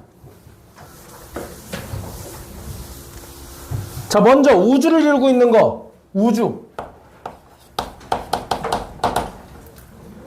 뭐가 제일 많을까? 두 번째. 그렇지. 수소가 가장 많고 그 다음 헬륨입니다. 동준아 몇 대 몇? 3대1. 질량비 3대1. 잘했어. 자, 두 번째. 지구, 지각, 닌겐. 이렇게 볼 거야. 자, 지구는 자, 너희들 이거 입에 붙여야 돼. 내가 뭐 왕도가 없어요. 어느 정도는 도와주겠지만 외워야 돼, 결국에는. 자, 지구는 철 오지 마. 철 오지 마. 해봐. 그렇지, 철 오지 마. 철 오지 말라고. 뭐 어려워, 철 오지 말라니까. 지각은 오시알패. 뭐라고? 오시알패. 입에 붙여야 돼. 외우는 걸 도움은 좀 주겠지만, 자, 산탄수질. 산탄수질. 리우 뭐라고? 산탄수. N 모르겠어? 질소. 리우올림픽 몇 년도였지? 작년인가? 10년? 16년? 애들이 좀 놀렸어? 아, 몇 년생이냐 너네? 10년생? 10년생이야? 안 놀랬겠구나. 한참 어릴 때라서. 아무튼 그냥 갑자기 생각나서 미안해. 너무 개드립이었네. 자, 입에 붙여야 돼. 철 오지마. 오시알패 산탄수질. 산탄수질 오시알패 철 오지마. 입에 붙이는 수밖에 없어. 입에 붙이고. 다만 이제 이렇게 물어본다고. 저 다 입에 붙였는데요. 얘가 지각인지 얘가 지구인지 얘가 닌겐인지는 그거는 이제 모르겠어요. 그거 어떻게 외우죠? 그거는 도와줄게. 일단 이거 입에 붙이시고. 자, 몇 가지 생각하는 루트가 있어요. 사람 같은 경우 70%가 뭐로 돼 있어? 몸에 물로 돼 있어. 물은 화학식이 뭐예요? H2. 그러면 물이 제일 많은데 물 분자 하나당 수소가 2개 들어있으니까 양이 누가 제일 많아야 돼? 수소. 그런데 수소가 세 번째네? 왜일까? 뭐기 때문에? 질량비기 때문에. 개수로 치면 수소가 제일 많은 게 맞죠. 심지어 탄소와 구성하고 있는 단백질이나 어떤 그 지방이나 핵산 이런 것도 사실은 수소가 좀 많아요. 근데 개수로 치면 수소가 많은 게 맞는데 산소는 원자 하나 대 하나로 봤을 때 수소의 16배, 수소의 12배, 수소의 14배 정도로 다 수소보다 훨씬 많은 애들이야. 질량으로 따지면. 그러다 보니까 세 번째로 밀려난 거고. 자, 그리고 수소가 들어있으면 무조건 사람이죠. 여기 어디도 수소는 없잖아. 우주에 있는데요? 아, 그거 말고. 이거 모르면 나가 죽어야지, 솔직히 말하면. 그지? 우리가 빅뱅 이론까지 했는데 수소, 헬륨, 우주를 이루는 거 3대 1인 거 모르면 안 되죠? 그죠? 그래서 수소가 들어간다. 왜 세 번째다? 질량비기 때문이다. 그래서 산탄수질은 질량비. 자, 그럼 이제 이 두 개는 어떻게 구분하나요? 이제 오늘 하면 구분돼요. 지금부터 할 게 뭐냐면 규산염 삼연체라고 하는 것을 할 거거든요. 지각의 구성 성분의 단위체로서. 규산염 삼연체가 뭐야? 규, 산, 염 삼연체야. 이것은 지각의 구성 물질이야. 단위체입니다. 오케이? 그러다 보니까 오늘 하고 나면은 아마 지각이 이게 들어있다는 걸 알 수 있을 거고, 그 다음에 생각해봐. 우리가 원시지구 얘기도 했었잖아. 원시지구 때 무슨 얘기 했었니? 마그마 바다 얘기하면서 가운데 중앙부로 뭐가 가라앉았다? 금속들이 가라앉아서 핵을 형성했다. 바깥쪽으로 뭐가 떠올랐다? 암석 성분들, 특히 규소와 산소가 떠올라서 지각과 멘트를 형성하였다라고 이미 얘기했었잖아. 그거만 참고해봐도 얘는 주로 지구 중심부에 있는데 지각에는 비율이 적겠다. 지구 전체로 봤을 땐 비율이 많겠지. 이렇게 파악해 주셔도 되겠어? 그래서 요 철오지마, 오시알펜, 산탄수질을 외워주시고 매칭시키는 거는 논리적으로 조금만 생각을 하면 됩니다. 되겠죠? 자, 이거 무조건 외워야 되는 이유가 이걸로 한 문제가 무조건 반드시 필수적으로 하나씩 나오기 때문이야. 시험 문제에서. 어떤 식으로 나오냐? 이런 식으로 나와요.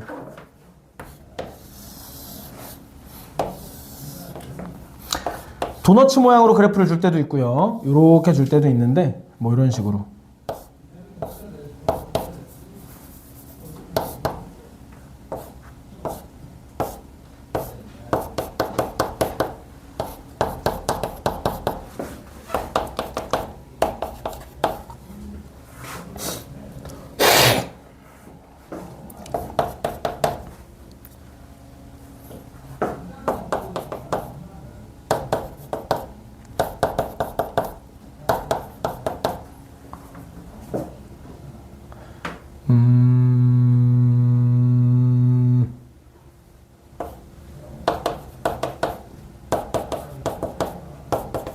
아무것도 안 줬어. 아무것도 안 주고.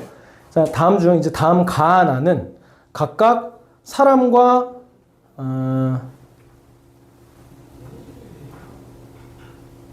사람과 지구의 구성 성분. 다음 중 가나는 사람과 지구의 구성 성분을, 그러니까 구성 그 물질의 질량비들을 순서 상관없이 나타낸 것이다. 질량비를 순서 상관없이 나타냈다는 게 아니라, 가나라고 이미 써있네. 가나 하지 말고 여기다가 기억니은이라고 하자. 기억니은. 다음 기억니은 그래프는 이제 각각 뭐가 뭔지는 안 알려줬고 지구와 닌겐의 구성 질량비 중 하나이다.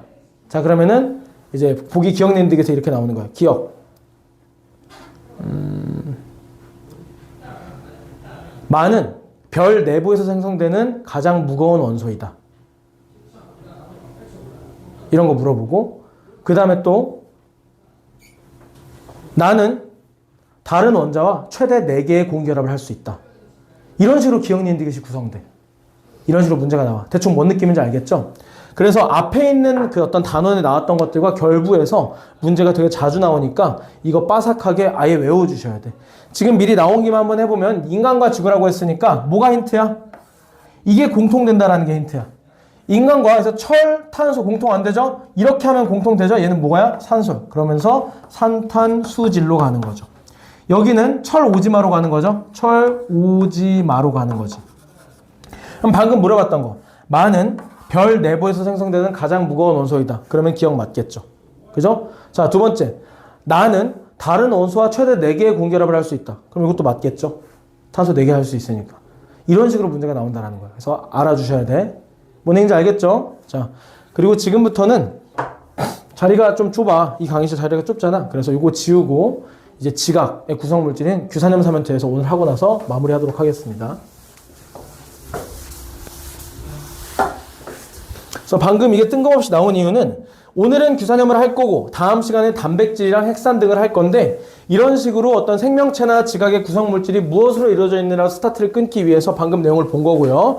그 첫 번째 순서로서 우리는 지각의 구성물질을 볼 겁니다. 첫 번째, 지각의 구성물질.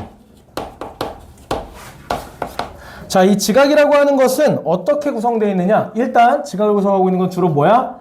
암석이죠. 암석은 무엇으로 이루어져 있을까? 광물로 이루어져 있겠지. 광물. 이거 화살표입니다. 화살표. 그러니까 물론 포함 관계로도 볼 수 있긴 한데. 자, 광물이에요. 이 광물이라고 하는 것은 뭐가 속할까? 주로 광물. 너희가 이거 사실 중학교 1학년 때 한 번씩 본 적이 있거든요. 광물에는 너희가 봤던 거. 자철석, 황동석, 방해석, 석영, 장석, 흑운모 이런 것들 감람석, 각섬석, 휘석 이런 것들 봤었어. 너희 암석으로는 뭐 봤었어? 크게는 변성암, 화성암, 그 다음에 퇴적암 이거 보고 퇴적암에서는 뭐 있었어? 여암, 사암, 셰일, 이암, 석회암 등등 있었고 그다음에 변성암에서는 규암, 대리암 또 뭐 있었지? 편마암, 편암 이런 것들이 있었고 화성암에서는 크게는 화산암, 심성암 있었고 심성암에는 다 까먹었죠? 심성암에 뭐 있었어? 화강암, 반려암 그 다음에 화산암 바깥에 있는 거는 현무암, 유문암 이런 거 있었어. 들어봤던 기억은 나지? 그런 걸 우리가 중학교 때 공부하긴 했었어 라는 기억은 나죠? 오케이, 그런 게 있었습니다. 자, 그러면 광물과 암석의 차이점을 봤다. 이 광물이 암석을 이루는데 만약에 광물이 밝은색 광물이면 암석도 밝은색이 많이 생기겠죠. 예를 들면 어떤 암석을 구성하는 것이 석영과 장석이 많아요. 그러면 밝은 황암 같은 것이 생길 거고 어떤 암석을 구성하는 게 감람석이나 어떤 휘석 같은 것들이 많아. 그러면 어두운 현무암이 생기는 거겠죠. 이런 식이에요. 되겠죠? 이런 식의 구성 단계를 거친다. 그럼 우리는 더 디테일한 걸 볼 거야. 이 광물들이 보통 무엇으로 공통적인 구조를 가지고 있는지를 볼 겁니다. 되겠죠? 이 광물에 대해서 보자. 첫 번째, 광물의 단위체.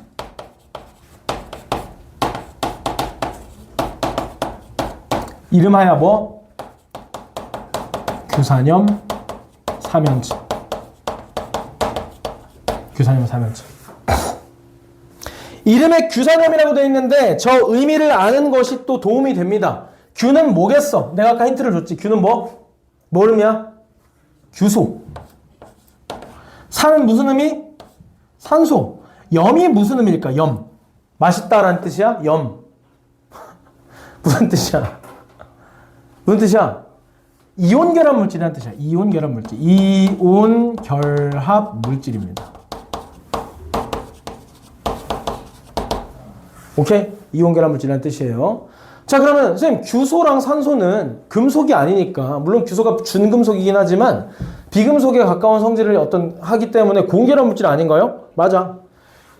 이 규소와 산소로 이루어진 삼연체는 일단은 고결합 물질이 맞는데 그게 통째로 봤을 때 전기적 성질, 음이온이 되기 때문에 다른 놈과 이온 결합을 한다는 얘기야. 이렇게 얘기해도 잘 모르겠지. 구조를 한번 그려줄게. 구조. 이렇게 생겼습니다. 삼연체니까 기본적으로 이렇게 생겼겠죠. 삼연체. 이렇게 생겼어요. 자, 가운데 규소가 있어요.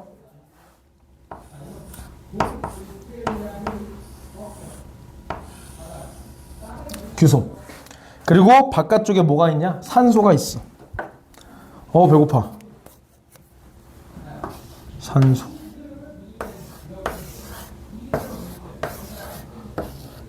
산소가 있어요. 오케이? 여기에 어떻게 돼 있냐? 결합이 돼 있겠지. 무슨 결합? 무슨 결합? 공유결합. 규소와 산소 사이는 공유결합이야. 오케이? 그런데 얘가 통째로 무슨 결합? 뭐냐? 이온이에요. SiO4 이 자식은 통째로 뭐다? 통째로 이온이야. 그러니까 이들 사이에는 다 공유결합이야. 요거는 공유결합이야. 요거 공유결합이야. 공유결합. 오케이? 근데 이게 통째로 뭐니까? 통째로 이온이다 보니까 다른 누구와? 다른 금속 양이온과는 이온 결합을 하겠죠. 요거는 이온 결합이잖아. 이온 결합. 그러니까 규산염이라고 부른 겁니다. 되겠어요? 그럼 제가 왜 4-인지도 한번 볼게요. 괜히 4-가 아니라 이유가 다 있어요. 왜 4-인지 보자. 안쪽에 규소가 있죠. 규소 몇 번? 원자번호 14번. 몇 주기 몇 쪽? 3주기 애들은 좀 편해요. 3주기 애들은 13족부터 18족까지 원자 번호랑 족수가 똑같아. 3주기 알루미늄부터 알루미늄 13족 13번, 규소 14족 14번, 인 15족 15번, 황 16족 16번, 그 다음에 염소 17족 17번. 그래서 3주기 애들은 좀 외우기가 편해요. 아무튼 3주기 14족 14번입니다. 그럼 첫 번째 껍질 몇 개? 2개. 두 번째 껍질 8개. 하면 총 10개 썼네. 몇 개 남아? 4개. 원자가 전자 몇 개? 4개. 하나, 둘, 셋, 4개야. 여기 이제 누가 와? 산소가 올 텐데 산소는 원자과 전자 몇 개? 6개. 왜? 원자 번호 8번이니까 전자 8개 있어야 되고 첫 번째 껍질에 2개, 두 번째 껍질 몇 개? 6개야. 산소는 6개입니다. 16쪽, 2주기 16쪽 6개 원자과 전자. 그럼 몇 개 더 필요해? 전자. 2개 더 필요한데 여기 산소가 4개 붙을 거야. 그러면은 공유받을 수 있는 게 몇 개밖에 안 돼. 산소 하나당. 하나밖에 공유를 못 해요. 그죠? 좀 아쉽긴 하지만 그래도 산소 들어갑니다. 산소 하나씩 저기 그림처럼 들어가 보면 자, 하나, 둘, 셋, 넷, 다섯, 6개밖에 없어. 하나가 비네. 하나, 둘, 셋, 넷, 다섯, 6개 원자과 전자 갖다 대면 하나 비어요. 하나, 둘, 셋, 넷, 다섯, 여섯 하나면 하나 비고요. 하나, 둘, 셋, 넷, 다섯, 여섯 하면 하나가 비고요. 하나가 다 비어. 그럼 얘는 SiO4가 됐지만 안정적이야? 아니죠. 산소가 다 옥텟 규칙 만족하지 못했어. 규소는 만족했어요. 근데 산소가 다 만족하지를 못했어. 산소가 다 한쪽이 비어 있어요. 만족하지 못했어. 그죠? 그래서 산소가 어떻게 해? 강제로 다른 전자를 뜯어옵니다. 오케이? 그래서 전자가 생겨. 전자가 들어와. 전자가 들어와. 전자가 들어와. 전자가 들어와. 그러면 자기 걸로만 이루어져 있을 때는 이온이 아니죠. 자기 양성자 개수랑 전자 개수가 똑같으니까 이온이 아니야. 그런데 옥텟 규칙 만족하겠다고 전자를 외부에서 4개를 꼬았으니까 4-가 돼버린 거지. 오케이? 이렇게 이온이 돼버립니다. 그럼 어떻게 되겠어? 음이온이니까 자연 상태에서 가만히 있겠어? 아니지. 다른 양이온들과 결합을 하겠지. 양이온이면 주로 누구야? 금속 양이온이죠. 금속 양이온과 결합해서 광물이 됩니다. 이걸 뭐라고 해? 규산염 광물이라고 해요. 되겠니? 자, 그래서 두 가지가 있어요.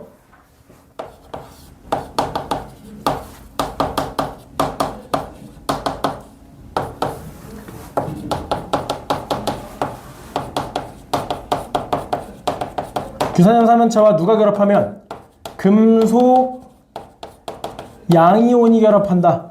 이런 거겠죠. 그죠? 그래서 예를 들면 이런 거예요. 규산염 삼연체가 SiO4 4-지. 얘를 만족하려면 어떻게 돼야 돼? 얘를 만족하려면 4+가 와야 될 거 아니야. 그죠? 그럼 이렇게 한번 해볼까? 칼슘 하나에 얼마야? 몇 플러스야? 칼슘은 20번이에요.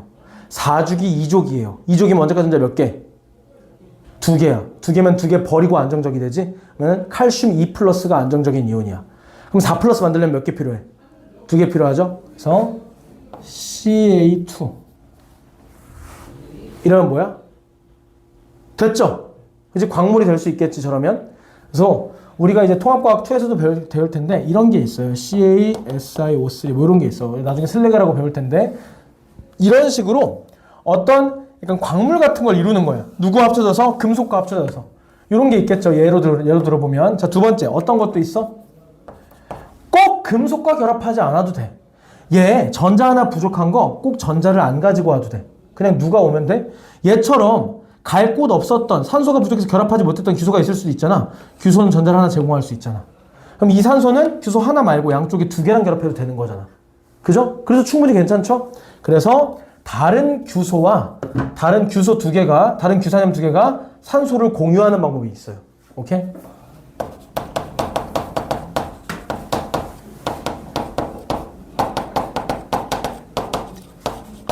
예를 들면 이런 모양이죠. 규산염 2개가 하나가 이렇게 돼 있어요. 여기 있는 이 산소를 누가 공유하는 거야? 다른 규산염이 또 공유하는 이런 방식이 있죠. 삼연체 위에서 본 모양이야. 되겠죠?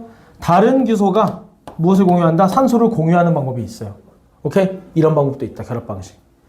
자, 이러한 결합 방식에 따라서 총 5가지의 물질 종류가 있는데 그거를 지금부터 표로 한번 그려볼게요. 강의실의 문제점. 자리가 좀 좁긴 한데 열심히 그려보자. 독립형. 첫 번째 독립형. 자, 두 번째 반사슬 구조. 두 번째 세 번째 복사슬 구조. 네 번째 판상 구조. 다섯 번째 망상 구조. 이렇게 5종류의 구조가 있습니다. 자, 책에 나와 있으니까 채워야 되는 거 있으면 채우시면 되겠습니다. 독립형부터.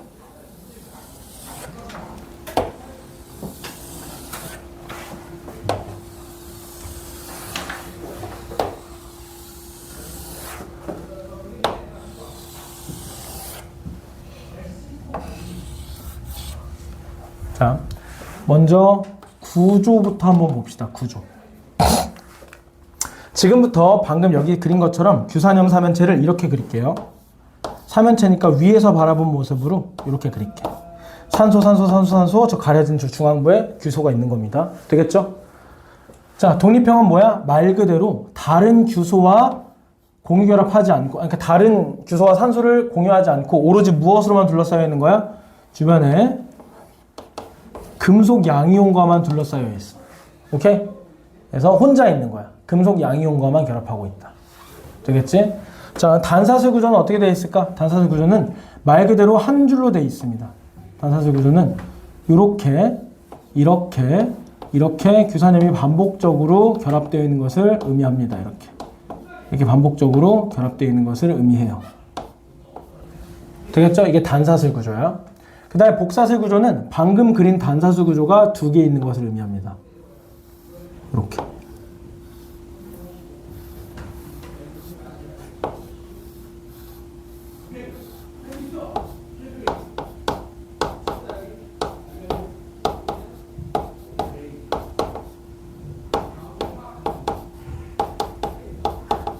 이게 복사슬 구조야. 쭉 뻗어 있는 거야. 되겠죠? 당연히 이렇게 공유되지 않은 산소에는 또 누가 달라와서 붙겠어? 금속들이 와서, 금속 양이온이 와서 붙겠죠? 여기도 공유되지 않은 곳에는 금속 양이온들이 와서 붙을 거고요. 되겠어? 자, 판상 구조는, 자, 이거는 두 줄만 있는 거잖아. 양쪽은 다 다른 애들이야. 근데 판상 구조는 아예 한 평면을 이루고 있는 겁니다. 규산염끼리. 한 평면을 이루고 있는 거예요. 자, 귀찮으니까 저 내부는 안 그릴게요. 내부의 그 삼연체 모양은 안 그릴게.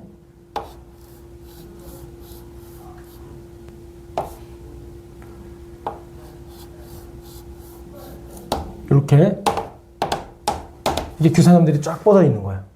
되겠어? 망상은 내가 그릴 재간이 안 돼요. 그래서 그냥 이렇게 그릴게.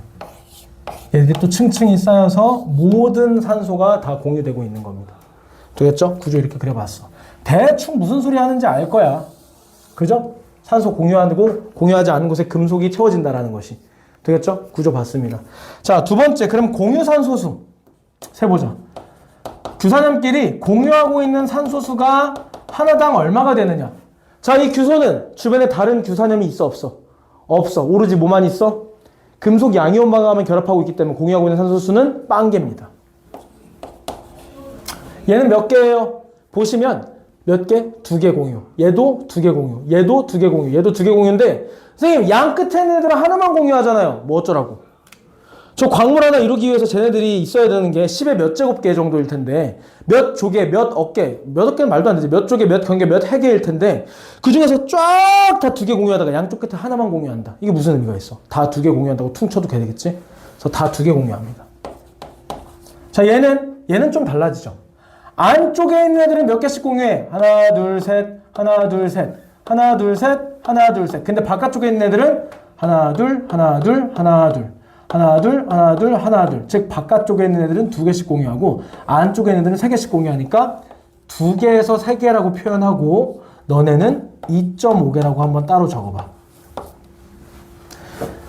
주관식으로 안 나오겠지만, 나오면 2.5개로 적으면 안 돼요. 적으면 안 되지만, 나는 2.5개로 잠깐만 적어놔봐. 쓸 데가 있으니까. 자, 판상은 위에 꼬다리 빼고는 전부 다 옆에 있는 다른 규소와 공유하고 있으니까 3개. 망상은 전부 다 공유하고 있으니까 몇 개? 4개 다 공유하고 있다. 되겠죠? 공유산소수. 그 다음에 광물 예시. 이러한 구조를 가지고 있는 광물 예시를 한번 적어볼 거다. 얘는 뭐다? 감, 람, 석, 휘, 석, 각, 섬. 방법이 없어. 그냥 외워야지 뭐 어쩔래. 이거는 흑음무. 여기는 변태가 하나 등장합니다. 석영과 장석이에요. 이 장석이라는 변태가 하나 등장합니다. 광물 예시에 2개가 등장합니다. 자, 그러면 이제 여기까지는 필수야. 절대로 이거보다 적게 나오는 학교는 없어. 모든 학교가 여기까지는 무조건 다룹니다. 그 다음에 플러스 알파. 모든 학교는 아니지만 반 이상의 학교에서 다루는 걸 알려줄 거야. 그러니까 너희도 반드시 알아야 된다는 얘기겠지? 자, 누구와 누구? 규소와 산소의 개수비. 얘네를 구성하는 규소와 산소의 개수비. 자, 이것을 구하는 방법은 4대 16-2a입니다. 오케이? 2로 약분하면 되잖아요. 아, 이유가 있어. 이거 2.5 써야 돼서 그래. 자, 지금부터 이 A값, 공유산소수를 A값이라고 두면, 자, 얘 A값 뭐? A가 뭐야? 0이죠? 그지? 그럼 이거 몇 대 몇이야? 4대 16이야. 몇 대 몇? 1대 4. 얘 A값은 몇이야? 2잖아. 그럼 넣어봐. 몇이야? 12죠? 그럼 4대 10이니까 1대 3. 요 A값은 몇이에요? 2.5죠? 2.5 넣어봐. 4대 11. 요 A값은 3이에요. 3 넣으면 4대 10이니까 2대 5. 석영은 A값이 4입니다. A값이 4니까 얼마? 4 넣으면 4대 8이죠. 그러면 1대 2. 되겠죠? 이놈만 이상해. 이놈만 뷰인테 같아. 3대 8에 이거는 방법이 없어. 외워주셔야 돼. 장석은 규칙이 없습니다.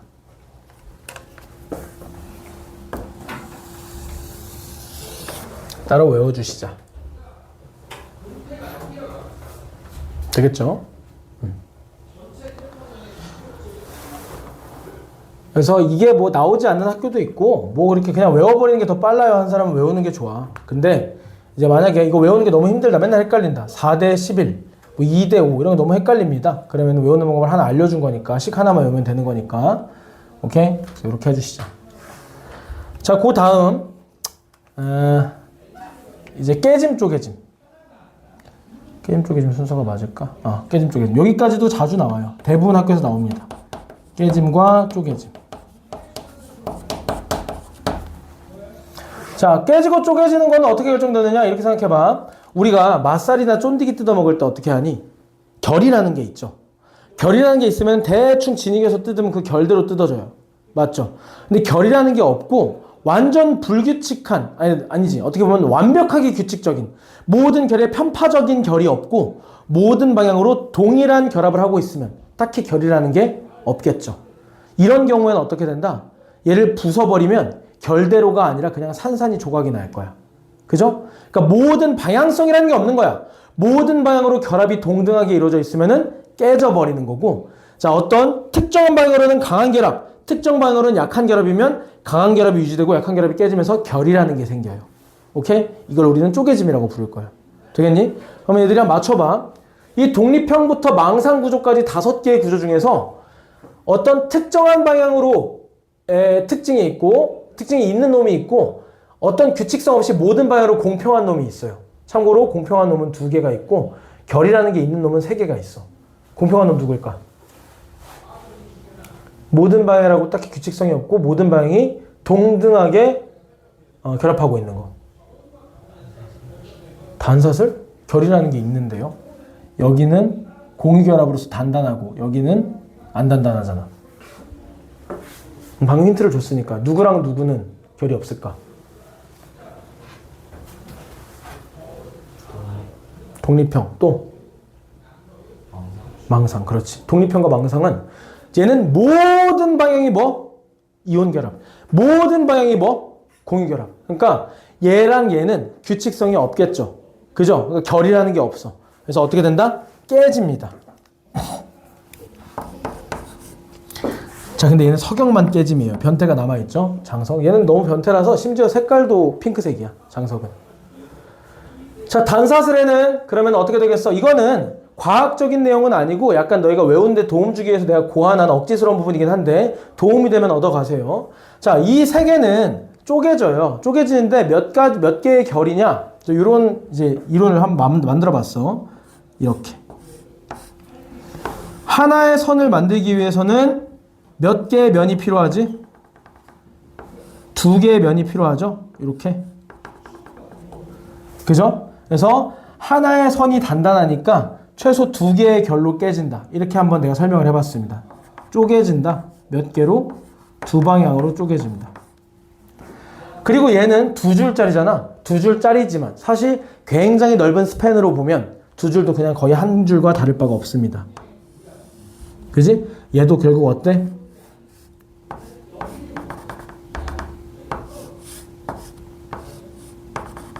이렇게. 그래서 얘도 쪼개진다. 어떤 방향? 두 방향. 그러니까 판상은 어떠니? 판상은 한 면이 다 채워져 있잖아. 그럼 그 위에 면에는 뭐가 있겠어? 금속들이 끼겨 있겠죠? 그러다 보니까 한 면끼리는 단단하지만 위에 면과는 잘 흩어지겠지. 그래서 얘는 이런 느낌. 슬라이스 치즈 마냥 한 면끼리는 단단하지만 다음 면과는 그렇게 단단하지가 않으니까 쪼개진다. 어떤 방향? 착착착착 한 방향. 그리고 이 변태는 두 방향이야. 그냥 알아놔. 이 변태는 쪼개진다. 두 방향. 근데 좀 이상하지? 선생님, 이거 전부 다 다른 산소를 공유하고 있다라고 했는데 왜 이런 차이가 생기죠? 왜냐면 장석은 중간중간 조금 껴 있습니다. 광물이, 그러니까 그 금속이 조금 껴 있어. 대부분 석영 같은 구조긴 한데 약간 껴 있어서 이런 구조적 특성이 나타나는 겁니다. 자, 여기까지는 대부분의 학교에서 다 나오고요. 자, 하나 더. 나오는 거 하나 더. 자, 이쪽으로 갈수록 풍화 침식에 약하다. 이쪽으로 갈수록 풍화 침식에 약하다. 풍화 침식에 약하다는 것은 환경적 요인에 의해서 부스러지거나 성질이 변하거나 모양이 변할 가능성이 높다는 얘기야. 그럼 풍화 침식에 강한 애들은 어때? 외부 환경적 요인에 의해서 모양이나 어떤 성질이 변할 가능성이 적다는 얘기죠. 얘는 풍화 침식에 강합니다. 못 떠올리면 돼. 너네 그 석영이랑 방에서 구분할 때 좋은 색으로 구분할 수 없었잖아. 왜? 석영은 너무너무 그 굳기가 강해가지고 좋은 색도 긁어버렸었잖아. 기억 하나도 안 나겠지만. 그지? 그래서 염산 부어서 구별했었잖아. 그거 떠올리면 아, 석영이나 장석 쪽은 강하다. 이쪽은 약하다. 이렇게 생각해 주시면 되겠습니다. 자, 여기까지는 모든 학교가 다 나오고요. 여기까지는 그래도 대부분의 학교에서 다 언급을 합니다. 진짜 완전 학교 바이 학기로 대부분의 학교가 언급을 안 하는 변태적인 거 두 가지만 추가를 하면 색깔과 결정 모양. 나온 학교 거의 못 봤습니다. 그래도 거기까지 언급만 하고 끝내도록 할게요. 자, 얘는 색깔 약간 검색해보면 되게 예쁜 색깔이야. 어두운 초록색이거든. 흑록색. 그 다음에 얘네는 그냥 대충 무슨 회색이라고 생각하면 되겠고, 판상구조에 여기다 쓸게. 위에다 쓸게. 자, 광물의 특징이라서 이거는 여기다 쓸게. 감람석은 흑록색이야. 잘 안 나와요. 그다음에 흑은모, 얘도 그냥 검정색이거든. 얘도 검정색이야. 얘 흑은모도 거의 다 검정색인데 흑은모는 특별히 또 검정색이야. 석영은 거의 투명이랑 흰색 사이야. 거의 투명해요. 수정이야. 크리스탈. 장석은 분홍색입니다. 보시다시피 어떠니? 자, 이 색깔이 디테일하게 안 나와도 요 정도는 물어볼 수 있거든. 얘네들은 보시다시피 어때? 밝아요. 얘네들은 보시다시피 어때? 어둡습니다. 이 정도는 말할 수 있어. 색깔은 구체적으로 안 물어봐도 특징을 묶어서 어둡다, 밝다 정도는 물어볼 수 있습니다. 왜 그렇겠어? 다 금속이 끼어 들어가 있지. 그래서 어둡습니다. 얘는 금속이 거의 없죠? 그래서 밝은 거야. 금속이 많으면 많을수록 어두워서. 되겠죠? 마지막 찐변태 마지막 거의 안 나와. 이것도 거의 안 나오는데 그냥 구석탱에다 하나 적어놓고 나중에 학교에서 나오면 그때 참고하면 돼. 자, 결정형인데 얘는 짧은 기둥. 얘도 짧은 기둥. 얘는 긴 기둥. 얘는 얇은 판. 석영은 육각기둥. 마지막 장석은 두꺼운 판. 거의 안 나옵니다.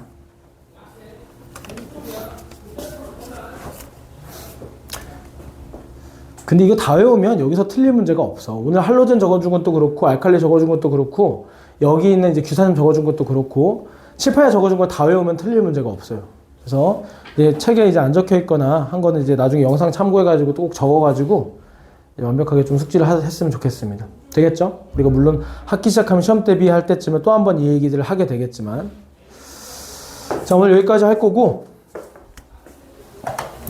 숙제는 중단은 하지 마세요. 그러니까 하고 싶어, 본인이 하고 싶으면 하는데 숙제는 아니에요. 중단하지 마시고, 우리 교재가 어디 있지? 자, 교재 좀 잠깐 볼게요.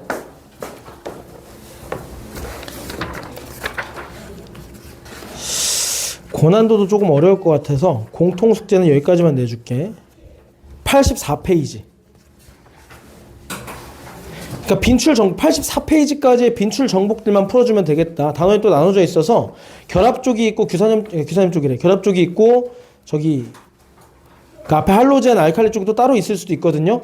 그러니까 거기 막론하고 84페이지까지의 빈출 문제를 다 풀어주시면 되겠고, 그다음에 그 뒤는 아직 숙제를 내주지 않겠습니다. 규산염 파트는 다음 주에 단백질과 핵산까지 하고 숙제가 나갈게. 84페이지까지. 오케이? 여기까지 합시다.